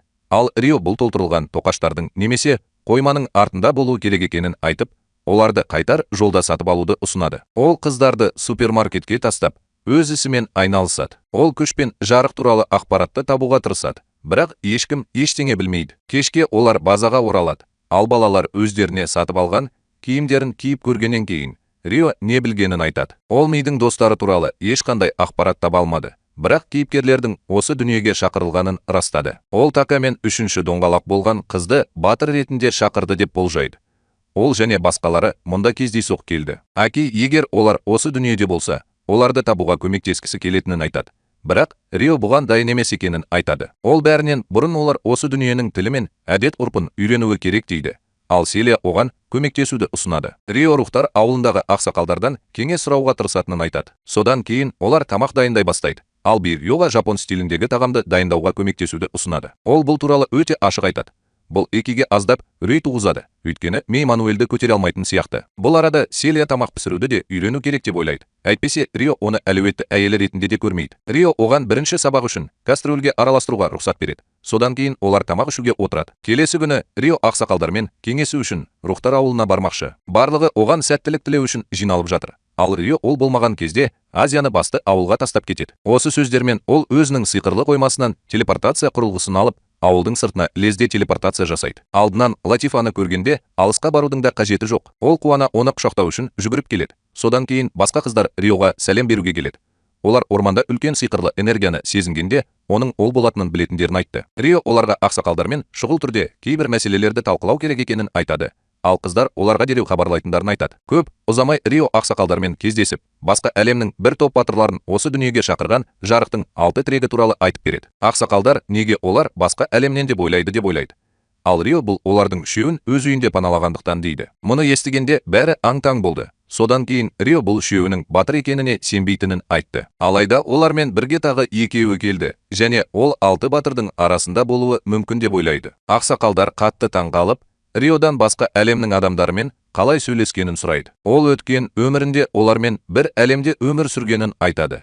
Бірақ ақсақалдардан қазір бұл туралы сұрамауын өтінеді. Олар келіседі. Содан кейін Рио тағы бір жақсылық сұрайды. Достарын жерге қайтарудың жолын іздеп жатқанда, оларды ауылға орналастыру. Ол сондай ақ ауыл ақсақалдарының Селияны қабылдап, оның жағдайын айтып беруін қалайды. Ақсақалдар келіседі. Бірақ олар бұл ауылдың бар екенін ешқашан сыртқы әлемге айтпау шартымен. Кейінірек Рио мен Латифа оңаша сөйлеседі және ол одан ескі дүниелерінен шақырылған адамдар туралы сұрайды. Ол Рионың Жапониядан екенін айтқанына қызғанады. Бірақ бұл олардың құпиясы болып қалу керек еді. бірақ ол оған әрқашан ол үшін ерекше болатынын айтады. Ол оған өткен өміріндегі естеліктерін айтпағанына сендіреді, өйткені бұл жағдайды қиындатады. Латифа не айтқысы келетінін сұрайды. Ал Рио оған бұрынғы өміріндегі сүйіктісі мен араласпайтын әпкесінің де осында екенін айтады. Ол оларға бұл туралы айтқысы келмейді, өйткені олар бұл дүниеге үйреніп қалған. Ол Латифадан өткен өмірі туралы айтпауын өтінеді. Бірақ ақырында ол мұны істеуге мәжбүр болады. Латифа оларға бәрін бірден айтқысы келетініне келіседі. Бірақ бұл құпияны сақтауға уәде береді. Келесі күні Рио ауылдан кетпекші болады. Және бәрі әдеттегідей онымен қоштасуға келеді. Бұл арада батырлардың бірі шақырылған Галарк патшалығында көк шашты сатушы Лот патшамен шай ішіп отырғаны есімде де жоқ. Лот шын мәнінде қаланың губернаторы және Риомен кездескен супермаркеттің негізін қалаушы екені белгілі болды. Ол сонымен қатар ақпараттық желіні басқарады. Сондықтан патша одан көмек сұрайды. Ол Лотқа бұл дүниеге шақырылған батырлар туралы бұрыннан білуі мүмкін екенін айтады. Ол растайды. Содан кейін патша батырларды өз елінің халқына таныстыру үшін үлкен мереке ұйымдастыруды жоспарлап отырғанын айтады. Ол сондай ақ шиеленісті саяси қатынастарға қарамастан көрші елдерден батырларды шақырғысы келеді және оларға шақыру қағазын жіберуді сұрайды. Ол келіседі. Содан кейін патша екі батырдың оғаш есімдері бар екенін және олардың фамилиясын шын есімінің алдына жазатынын айта бастайды. Лот қатты таңғалды, өйткені есімдер жапон тілінде естіледі. Ал оның өзі осы дүниеде қайта туылған жапон. Патша өз елінің батырына қызығушылық танытуы мүмкін деп ойлайды және қызынан оны батыр бөлмесіне апаруын өтінеді. Олар ол жерге келгенде ол кейіпкердің Сетсуки есімді қаншық екенін біледі. Осы уақытта менің қалғандарым тұрған орманда зұлым данышпан оларды аулай бастайды. Ол зомби әскерін шақырып, оларға ең көп мана қоры бар адамды тауып, оны күн батқанға дейін тіріде әкелуді бұйырады. Оларға жақындап келе жатқан қауіптен бейхабар Селия шыдамдылықпен Масатқа осы дүниенің тілін үйретеді. Осы уақытта Мей мен Аки ас үйде болуы керек жерде. Мей Рияның қашан оралатынын ойлай береді. Өйткені оның кеткеніне 2 апта болды, бірақ Аки бұл үшін ашуланды. Ол қазір мектепте болу керек деп нылдап, оның орнына осында отыр. Ол бұл үйде ештеңе білмейтін әлемде тұрып қалды. Ол үйге барғысы келетінін айтады. Бірақ Ми бұл туралы уайымдаудың қажеті жоқ дейді. Ол Рио оларды қорғайды және жерге қайта оралудың жолын табады деп сенеді. Аки Риоға қатты қызығып кеткен сияқты. Бұл оның жігіттермен жақсы араласпайтынын ескерсек, таң қалдырады. Мидің айтуынша, Рио оған басқаша болып көрінеді. Сонымен қатар ол өзін Харута деп таныстырды. Ол оны бірден өзіне ұнатты. Аки кенет ашуланып, айқайлай бастайды. Ол осы жылдар бойы оған қонаққа келмеген ағасын жек көреді. Және Риоға оны осы жеңілгенмен салыстырып, оны қорламауымды өтінеді. Ол өзінің шамадан тыс әрекет еткенін тез түсініп, өзін тыныштандыру үшін сыртқа шығады. Мен оны тыныштандыру үшін оның артынан барамын. Бірақ бұл жерде оларға зомби шабуыл жасайды. Олар үйді бейтаныс адамдарға көрінбейтін етіп, жасайтын тосқауылдан өтіп, қыздарға қарай жүгіреді. Майя мен Аки шошып кетті. Бірақ бақытымызға орай пайда болды. Және шай өзінің сиқырымен зомбилерді жойып жіберді. Ол Рионың оны үлкені үшін тастап кеткенін және оларды қорғауға шешім қабылдағанын есіне алады. Кенеттен зомбилердің бірі оған бүйірінен шабуыл жасайды. Ал ол алаңдап жатқанда, екіншісі маған және Акиге шабуыл жасайды. Бақытымызға орай, Селия уақытында келіп, оларды зомби шабуылынан құтқарады. Екі қыз зомбилермен күресуге дайындалып жатыр. Бірақ содан кейін Рио келіп, оларды құтқарады. Ол зомбилерді қуып жібереді және бәрі оны көргеніне қуанышты. Рио кешігіп келгені үшін кешірім сұрап, Азиядан оғаш құбыжықтар туралы сұрайды. Оның айтуынша, бұл құбыжықтар және оның тәжірибесінде қара құбыжық басқаларға қарағанда күштірек. Рио қара зомбилермен күресуге бел буып, Айшаны қалғандармен күресуге қалдырады. Қара зомби қашып кетуге тырысады. Бірақ Рио оны қуып жетеді. Зомби оған шабуыл жасайды. Бірақ оның соққылары тым түзу және олардан құтылу оңай. Рио оны құлатып, сөйлей алатынын білуге тырысады. Бірақ бұл екі талай сияқты. Алайда, ол соңғы соққыны бергеннен кейін, зомби оны босатқаны үшін алғыс айтуға тырысады. Рио оны қылышпен шаншып, артында тек қызыл хрустал қалдырған кезде ол жоғалып кетеді. Осы уақытта Азия қалған зомбилермен де айналысты және олар ішке кіруді шешті. Олар кіре салысымен Аки зомбилер оларды сыртқа шыққандықтан тауып алғанын айтып, шын жүректен кешірім сұрайды. Мей бұл оның кінәсі екенін айтады. Бірақ Рио бұған мүлдем мән бермейді. Өйткені ол тамақтың жағымды иісіне алаңдайды. Барлығы кешкі асқа дайындала бастайды. Содан кейін Рио кенеттен жақында жаңа үйге ие болатынын айтады. Осы уақытта зомбилердің басқа топтары сарбаздар мен авантюристерді зұлым көшбасшыға сүйреп апарады. Ол залға риза, бірақ зомбилердің бір тобы жоғалып кеткенін сезеді. Ол оларды жеңді деп ойлайды, бірақ оған бәрібір, өйткені ол әрқашан жаңадан өндірілген материалды пайдаланып, жаңаларын жасай алады. Келесі күні Рио барлығын Латифа мен басқа қыздар күтіп тұрған рухтар ауылының сыртына телепортациялайды. Бұзық Масата сүйкімді жүнділер тобын көргенде шошып кетеді. ал Латифа жүгіріп келе жатқан Крионы көреді. Ол өзімен бірге алып келген бұл адамдардың кім екенін білгісі келеді. Сонымен қатар олар адам жануарлары туралы көбірек білгісі келеді. Басқа кішкентай аңдар Айшаны қарсы алу үшін оның алдында тізерлеп отырады. Ал Мисата оның адам болғаны маңызды ма деп сұрайды. Рио ауыл тұрғындарының адам кейпіне ене алатын, рухтарға табынатынын және бұл Майя мен басқаларды таң қалдыратынын айтады. Өйткені бұған дейін олар Азияға өте немқұрайлы қараған. Оның айтуынша, бәрі жақсы, өйткені ол формалдылықты ұнатпайды. Латифа мен Селия бір-бірімен танысады. Содан кейін Селия іске кірісіп, Латифадан оның құйрығына қол тигізуге болатынын сұрайды. Ол рұқсат береді. Ал Селия оның үлпілдек құйрығын сипай бастайды. Латифа кенеттен бұл қытықтайтынын айтып, Майя мен басқаларды таңғалдырады. Ол Рио сияқты бұл дүниеге де келгенін және оның өткен өмірі туралы естеліктері бар екенін айтады. Ол олардың тіл мұғалімі болуды ұсынады. Өйткені ол екі әлемнің тілдерін де біледі. Бірақ Рио аздап алаңдайды. Латифа уайымдайтын ештеңесі жоқ екенін айтады. Өйткені ол ақсақалдар мен достарына бәрін айтып берді. Ол жерден келген басқаларға көмектескісі келеді. Сонымен қатар Риоға көмектескісі келеді. Осы уақытта қалған аңдар өздерін маған және басқаларға таныстырады. Содан кейін оларды ауылға апарады. Олар ауылға кіргенде тұрғындардың ағаштар мен үйлердің артына тығылып, оларды бақылап отырғанын байқайды. Аки олардан қорқасың ба деп сұрайды. Ал Рио ауыл тұрғындарының адамдармен әрең араласатынын түсіндіреді. Осы кезде бізге қоян қыз келеді. Өйткені ол менің пішініме таңғалды. Латифа оған аударма жасайды. Ал Мей қызға оның құлағын жақсы көретінін айтады. Қыз анасына жүгіріп келеді. Көп ұзамай басқа ауыл тұрғындары қонақтармен сөйлесу үшін оларға қосылады. Олар көп ұзамай қарсы алу кешін өткізеді.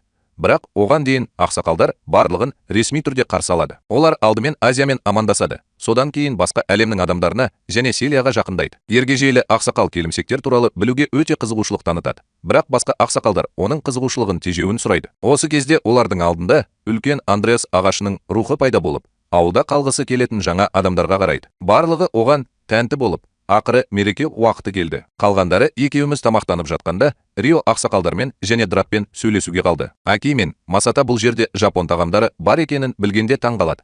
Ал Латифа оны олар үшін жасағанын айтады. Аки Латифаның Риоға қарап тұрғанын байқап, оның үлкен ағасын бәрі жақсы көретінін және құрметтейтінін айтады. Латифа мұны мақтанышпен растайды. Ал Аки оны қызғанатынын айтады. Ол өзінің туған ағасымен осылай танысқысы келеді және олар оны тапқанша тағы қанша уақыт күту керектігін сұрайды. Содан кейін ол Латифаға бұрылып, осы дүниенің тілін үйренгісі келетінін және оны қуана үйренетінін айтады. Осыдан кейін олар ауылдағы Рионың үйіне барады. Ал Латифа бізге қалғандармен бірге бөлмесін көрсетеді. Қасқыр қыздар ұйықтар алдында моншаға бару керек дейді. Ал Масата бұған қатты қуанады. Алайда ол әпкесінен тас, қағаз, қайшыдан ұтылады. Ал қыздар алдымен моншаға барады. Оның орнына Рио ойнаса, олар жеңер еді деп ойлайды. Бірақ Рио оған тас, қағаз, қайшы ойынында жеңіліп қалады және ол қателескенін түсінеді. Масата Рионың қалай мықты болғанын сұрайды. Рио анасының өлтірушісін және кек алғысы келетінін бірден есіне алады және балаға бұл үшін бірдеңе істеу керек екенін және күштірек болу керектігін айтады. Мисата қыздарды қорғау үшін де күшейгісі келетінін айтады. Ал Рио жымиды. Келесі күні таңертең Селия таңертеңгі серуенге шыққанда Рионың қылышпен жаттығып жатқанын көреді. Олар ағаштың көлеңкесінде сөйлеседі. Ал Рио оған әкесіне хат жазуға уәде бергенін есіне алады. Ол Селияға барлық мәселелер шешілгеннен кейін мұны істеу керек екенін айтады. Бірақ ол өзін мәжбүрлеудің қажеті жоқ екенін айтады. Рио оның не туралы айтып жатқанын түсінбейді. Ал Селия бәрін құтқару жауапкершілігін өз мойнына алғанын айтады. Бірақ ол олардан бірдеңе жасырып тұрғандай сезінеді. Ол өзінің мақсатына жетуіне кедергі болатын ауыртпалықты сезінетінін айтады. Ол одан ол туралы алаңдамауын және қалағанын істеуін сұрайды. Ал Рио оның ауыртпалық емес екенін айтады. Өйткені ол оны шын жүректен құтқарғысы келеді. Селия оған алғысын білдіреді және егер ол оның көмегіне мұқтаж болса, оған күмәнданбауы мүмкін екенін айтады. Ол оған көмектесе алатынына сенімді, өйткені ол патшалықта ең көп манаға ие. Келесі күні Рио Ицилидің кесірінен хатты жеткізу және сонымен бірге батырлар туралы бірдеңе білу үшін жақын маңдағы қалаға аттанбақшы. Барлығы оларды шығарып салуда. Олар Риоға жолда үлкен себет тамақ дайындады. Олар түскі ас себетін ұстап отырып, бос сөз айтып жатыр. Содан кейін жүнді қыздар оларға ақырында өздеріне бөлме тауып алуларын айтады. Масада Рио сонда болғанша күшейіп, қыздарды қорғауға уәде береді. Бірақ Аки терең ойға шомады. Осыдан кейін Рио және басқалары ұшып кетеді. Ал Латифа басқаларға бұл дүниенің тілін тез арада үйренуді бастау керектігін айтады. Осы уақытта Редания аумағында көк шашты қыз Лот ханшайым Флора мен герцог Густавқа қонаққа келіп, олардың шақырылған кейіпкермен кездеседі. Ол оларға Галарк патшаның шақырылған батырларға арналған кеш өткізу жоспарлары туралы айтып береді және олардың барлығын оған шақырады. Герцог кешке қатысқысы келетінін айтады. Бірақ соңғы шешімді кейіпкер қабылдайды. Алайда кейіпкер Лотқа ғашық болып, шақырудан бас тарта алмайды. Соған қарамастан, ол өзін тәкаппар ақымақ етіп көрсетуді жалғастыруда және әлемдегі бейбітшілік үшін 1-2 кешке қатыса алатынын айтады. Бірақ Лоттың кеште болатынына сенімді. Әйтпесе оның бар күш-жігері текке кетеді. Рио мен қыздар бұл арада Селияның отбасының аумағына жетті. Ол өзі өскен зәулім үйді нұсқап, Риоға бақтың қақ ортасында бас ғимаратқа апаратын жасырын жол бар екенін айтады. Оның ойынша, олар бұл жасырын жолдан өтіп, хатты әкесіне тапсыра алады. Бірақ күзетшілер көп. Олар бақшаға түсіп, бұталардың артына тығылады. Бірақ күзетшілердің бірі оларды байқап, олардың бағытына қарай жүреді. Рио оларды көзге көрінбейтін ету үшін рухтың сиқырын пайдаланады және абдырап қалған күзетші бұталарды тексеріп жатқанда, олар жасырын жерге жетіп, ішке кіреді. Селия қабырғадан сиқырлы шамды алып тастаған бойда, әкесінің үстеліндегі шам жанып, оның кеңсесіне басып, кіру туралы ескертеді. Ол да жасырын жолға түсіп, ол жерге кім кіре алады деп таң қалды. Өйткені ол туралы тек отбасы мүшелері ғана біледі. Осы кезде Селия хатты үстелге тез қойып, әкесі оны байқамайынша кетіп қалады. Бірақ ол онымен кездесіп, бәрін жеке айтқысы келеді. Әкесі хатты тауып алады да, оны оқығаннан кейін Селидің жағдайы жақсы екенін біледі және оны үйленуіне байланысты ұрлап әкетуге келіскен. Ол тентек қызы болған үшін кешірім сұрайды және бұл оның отбасына қауіп төндірмейді деп үміттеніп, өз міндеттерінен қашады. Ол әкесіне бір күні онымен қайта кездесіп, бүкіл оқиғаны айтып беретінін айтады. Бірақ оған дейін ол оған сенуі керек. Ол Селияның жақын жерде болуы керек екенін түсінеді. Егер ол сыртқа жүгіріп шығып, оған қоңырау шала бастаса, ол естиді. Бірақ күзетшілер одан не болғанын сұрағанда, ол ұйықтап жатқанын айтады. Ол Селияның бір күні оған қайта барады деп үміттеніп, осында келгенін жасырмауға шешім қабылдады. Рио және басқалары мұны аспаннан бақылап отыр және ол Селиядан әкесімен кездескісі келмейтініне сенімді ме деп сұрайды. Ол бәрі жақсы деп жауап береді. Көз жасын сүртіп, Риоға мүмкіндік бергені үшін алғыс айтады. Ол келесі жолы олар осында болғанда, онымен кездесуге болатынына уәде береді. Осы кезде көптеген адамдар жылап қайтып келеді және олардың үлкен ұшатын кемесі кенет еңкейіп, теңселіп қалады. Лут не болып жатқанына таң қалады. Содан кейін оның күңдері үрейленіп жүгіріп келеді. Олардың айтуынша, олардың қасында қара айдаһар пайда болды және олар жақын маңдағы қалаға шұғыл қонуға дайындалып жатыр. Көп ұзамай олардың кемесі порттағы Нойс қаласына қонады және барлығы айдаһарды көруге шығады. Кеме капитаны Лотқа, бақытымызға орай, айдаһар оларды байқамағанын, бірақ тәуекелге бармас үшін бәрібір қонуға шешім қабылдағанын айтады. Лут оған тез және дана шешім қабылдағаны үшін алғыс айтады. Содан кейін оның көмекшісі оның назарын герцог Густавқа тиесілі басқа ұшатын кемеге аударады. Ол кемеден түсіп бара жатқанда, ол осы қаланы басқаратын бір дворянға тап болады және келесі секундта оны қайта көргеніне қуанышты екенін айтқан батырдың тітіркендіргіш дауысын естиді. Ол мұнда не істеп жүргенін сұрайды, өйткені мереке әлі алыс. Хиро герцог Густавтың осында жұмыс істеп жүргенін және Лоттың сауда гильдиясына баруды ұсынғанын, сондықтан онымен бірге барғанын айтады. Бірақ олар өз кемелерінің жанынан қара айдаһарды да байқап қалып, шұғыл қонуға мәжбүр болды. Батыр айдаһармен күресудің жолын табу керек дейді, олар межелі жерге жетпес бұрын. Сондықтан Гаста кездейсоқ дворяннан оларға демалатын орын беріп, стратегия ойлап табуға болатынын сұрайды және ол оларды бірден өз сарайына шақырады. Осы уақытта Рио мен оның құрбылары Редания қаласына жетеді. Ол өте жанды болып көрінеді. Кенеттен Селия Ишидің жоқ екенін байқайды. Ал Рио оны іздеуге асығады. Ол оны ет шашлықтарын ашкөздікпен жеп, сатушыдан кешірім сұраған кезде тауып алады. Ол кәуаптың қанша тұратынын сұрайды. Бірақ сатушы бұрыштағы бір мас жігіттің тамақты төлеп қойғанын айтады. Сатушы Рио мен Селияға да дәм татуды ұсынады. Бірақ олар сыпайы түрде бас тартады. Оның айтуынша, олар алаңдамауы керек. Өйткені жігіттер кейіпкердің кетуіне дайындалу үшін жақсы жұмысқа орналасып, тым көп ақша тапқан сияқты. Рио кейіпкердің қаладан кетіп, сатушыдан ол туралы сұрағанын естігенде таң қалады. Ер адам батыр туралы ештеңе білмесе де, ол Галар патша оны басқа батырлар қатысатын кешке шақырғанын айтады. Рио мен Селия да бағыттарын өзгерту керек екенін түсініп, бір-біріне қарайды. Осы уақытта қалада Ноолот және басқалары кездесуге жиналады. Ол айдаһардың қала сыртында пайда болуы өте жағымсыз жаңалық екенін түсіндіреді. Өйткені қарапайым адамдар оны жеңуге үміттенбейді. Оның айтуынша, ең нашар жағдайда айдаһар оны жоймайынша, олар қаланың барлық тұрғындарын эвакуациялауға мәжбүр болады. Қала қожайыны сақтық шарасы ретінде эвакуациялауды бастайтынын айтады. Содан кейін Густав одан әрі не істейтіндерін сұрайды. Кенеттен Хиро одан әрі не істейтінін сұрайды және ол өз қаласына оралатынын айтады. Өйткені ол губернатор ретіндегі міндеттерін тезірек атқаруы керек. Ол құрлықпен саяхаттайтынын айтады. Бірақ Хиро бұған қарсы, Өйткені күзетсіз саяхаттаған қыздар қиындыққа тап болады. Лот оны күңдерінің төбелесуге шебер екеніне сендіреді, бірақ ол бұл жеткіліксіз дейді. Ол кенеттен онымен бірге жүруді ұсынады. Ал герцогтың қызы өзін басқаларға таңу дұрыс емес екенін айтады. Бірақ герцог оған ер адам сөйлеп тұрғанда үндемеуін айтады. Лол Хироға оның көмегіне мұқтаж емес екенін және оның үстіне басқа елден келген батырдың ол үшін өз өмірін қатерге тіккенін қаламайтынын айтады. Хиро кенеттен қатал әрекет ете бастайды.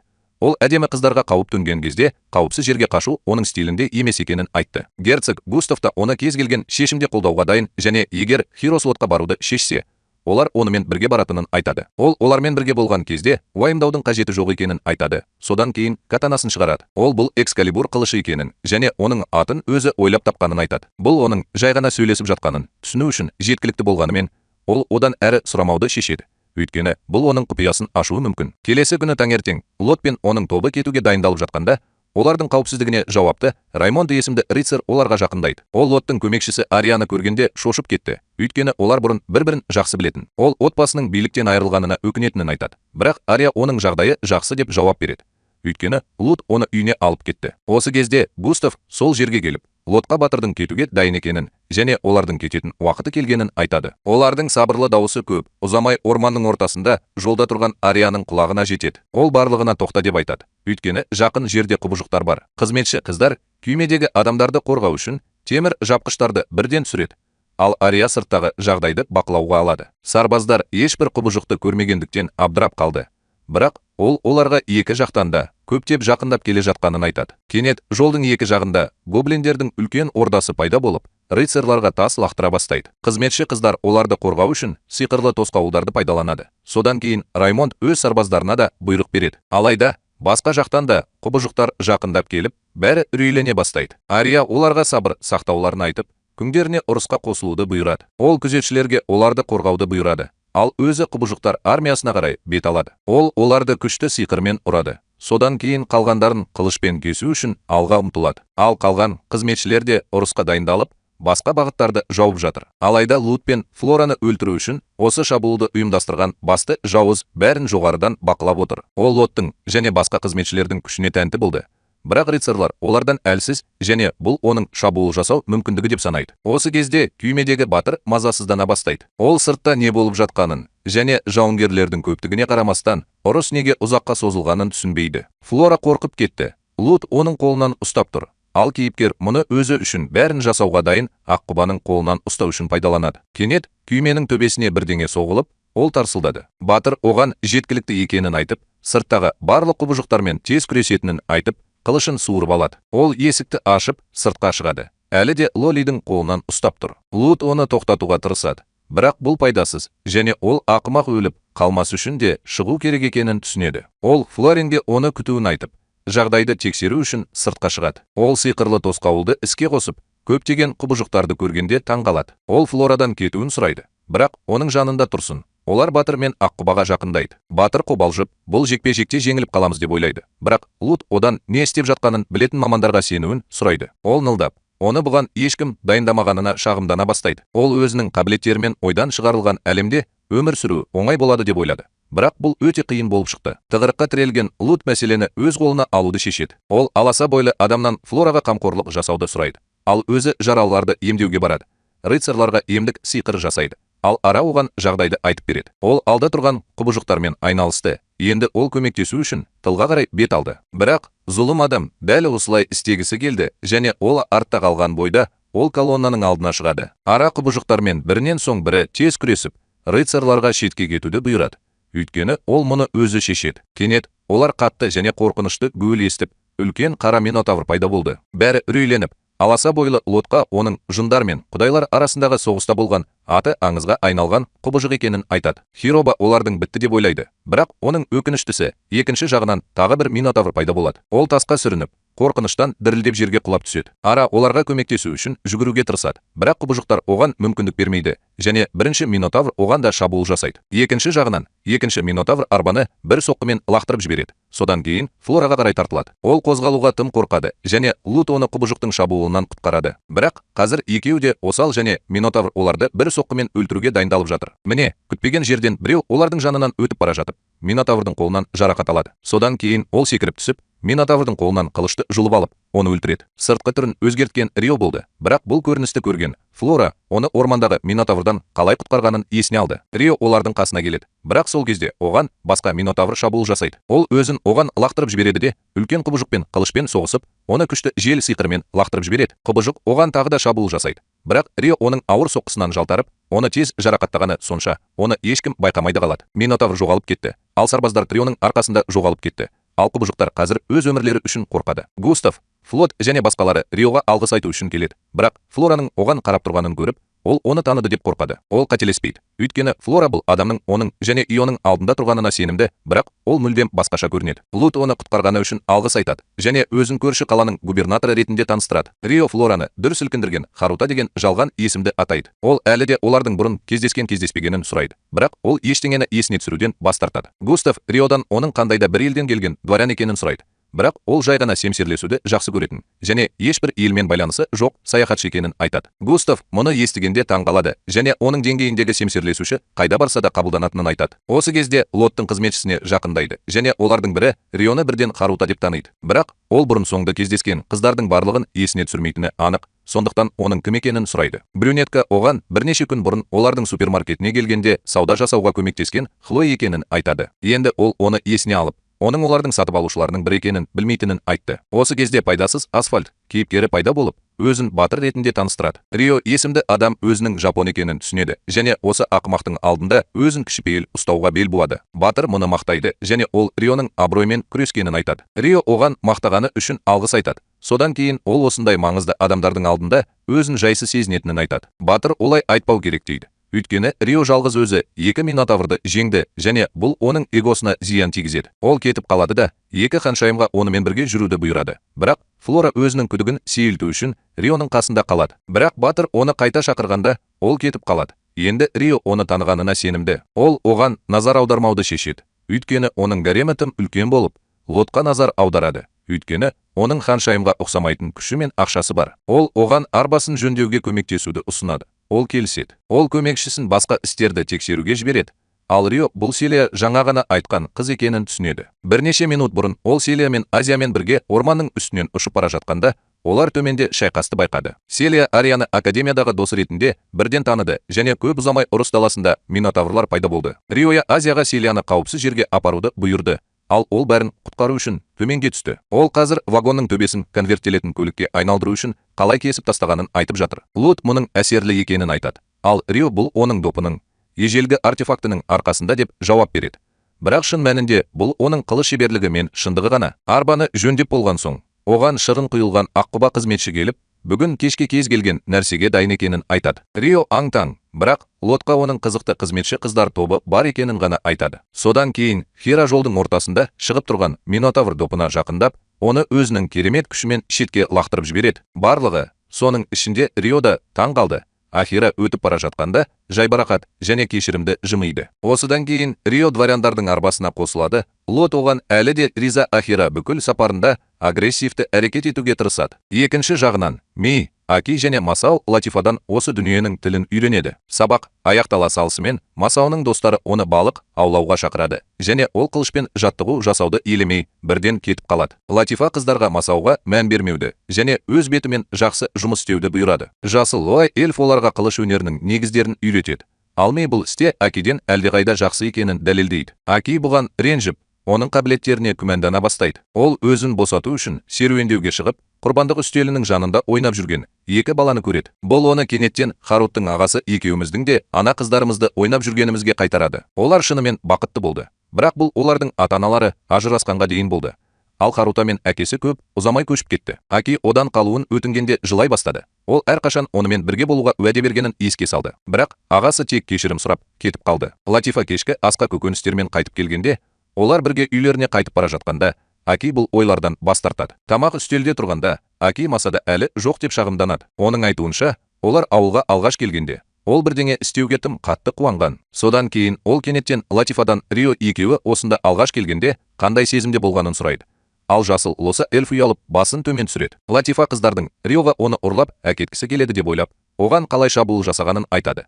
Бірақ олар шындықты білгенде, олар бірден кешірім сұрады. Қыздар кенеттен Рио ес-түссіз жатқан кезде оның Волмеден жылап жатқанын есіне алады. Екеуміз мұны естігенде таң қалдық. Ами аздап қуанды, бірақ Акидің ренжігені анық. Көңіл күй шиеленісе түседі. Бірақ бақытымызға орай, осы сәтте Мазета ауланған үлкен балықпен оралады. Барлығы жаңа ғана талқыланған нәрсені ұмытып кетеді. Ал балық Масаттың қолынан сырғып, дүрбелең мен хаос тудырады. Кейінірек, Ми өз бөлмесінде рух сиқырымен айналысып жатқанда, қыздар оған бақ туралы бірдеңе айту үшін келеді. Осы уақытта Аки мен Латифа ашық ауада жүзуді ұнатады. Аки Латифадан Риомен саяхаты туралы сұрайды, және ол өзінің қанішер құл болғанын айтады. Бірақ қысқаша айтқанда, Рио оны босатып, бақытты өмір сүру үшін оны осы ауылға алып келді. Аки осындай нәзік тақырыпты қозғағаны үшін кешірім сұрайды. Бірақ Латифа бәрі жақсы дейді. Өйткені қазір ол өмірде кездескен барлық қиындықтар оны Риоға апарды деп ойлайды. Бұл мәлімдеме Акиге қатты әсер етті. Ол оны бала кезінде жақсы көретін және сенетін ағасы сатып кеткенін айтты. Алайда, анасы екінші рет тұрмысқа шыққанда, оның үлкен ағасы Така мен інісі Мосада болды. Оның айтуынша, Така әрқашан армандаған мейірімді және қамқор аға болған, және ол оған әрқашан көмектескен. Сондықтан ол да оны табуға көмектескісі келді. Бірақ бұл өте қиын болды. Өйткені ол тіпті рухани өнерді үйрене алмады. Латифа оған көмектесе алмайтынын айтады. Бірақ оның мәселелерін тыңдайтын біреу керек болса, бәрібір келуін сұрайды. Келесі күні таңертең Екки жаттығу үшін үйден ерте шығады. Ал қалған қыздар оған ерекше нәрсе жасауды шешеді. Әдеттегідей, ол рухани өнерді меңгере алмайды. Бірақ үйге келгенде оның иісі тәтті болады. Эльф оны кездестіреді. Ал Аки оның мектеп формасын кигенін көріп таң қалады. Ол неге бұлай киінгенін сұрайды. Ал эльф оған ерекше сыйлық беру үшін арнайы киім кигісі келетінін айтады. Кенеттен Мейдің келгені сонша, ол өте жақсы көретін пісірілген алма пирогы. Бекки бұған қуанады, бірақ қандай себеппен екенін сұрайды. Қыздар бұл оның көңілін көтеру тәсілі екенін айтады.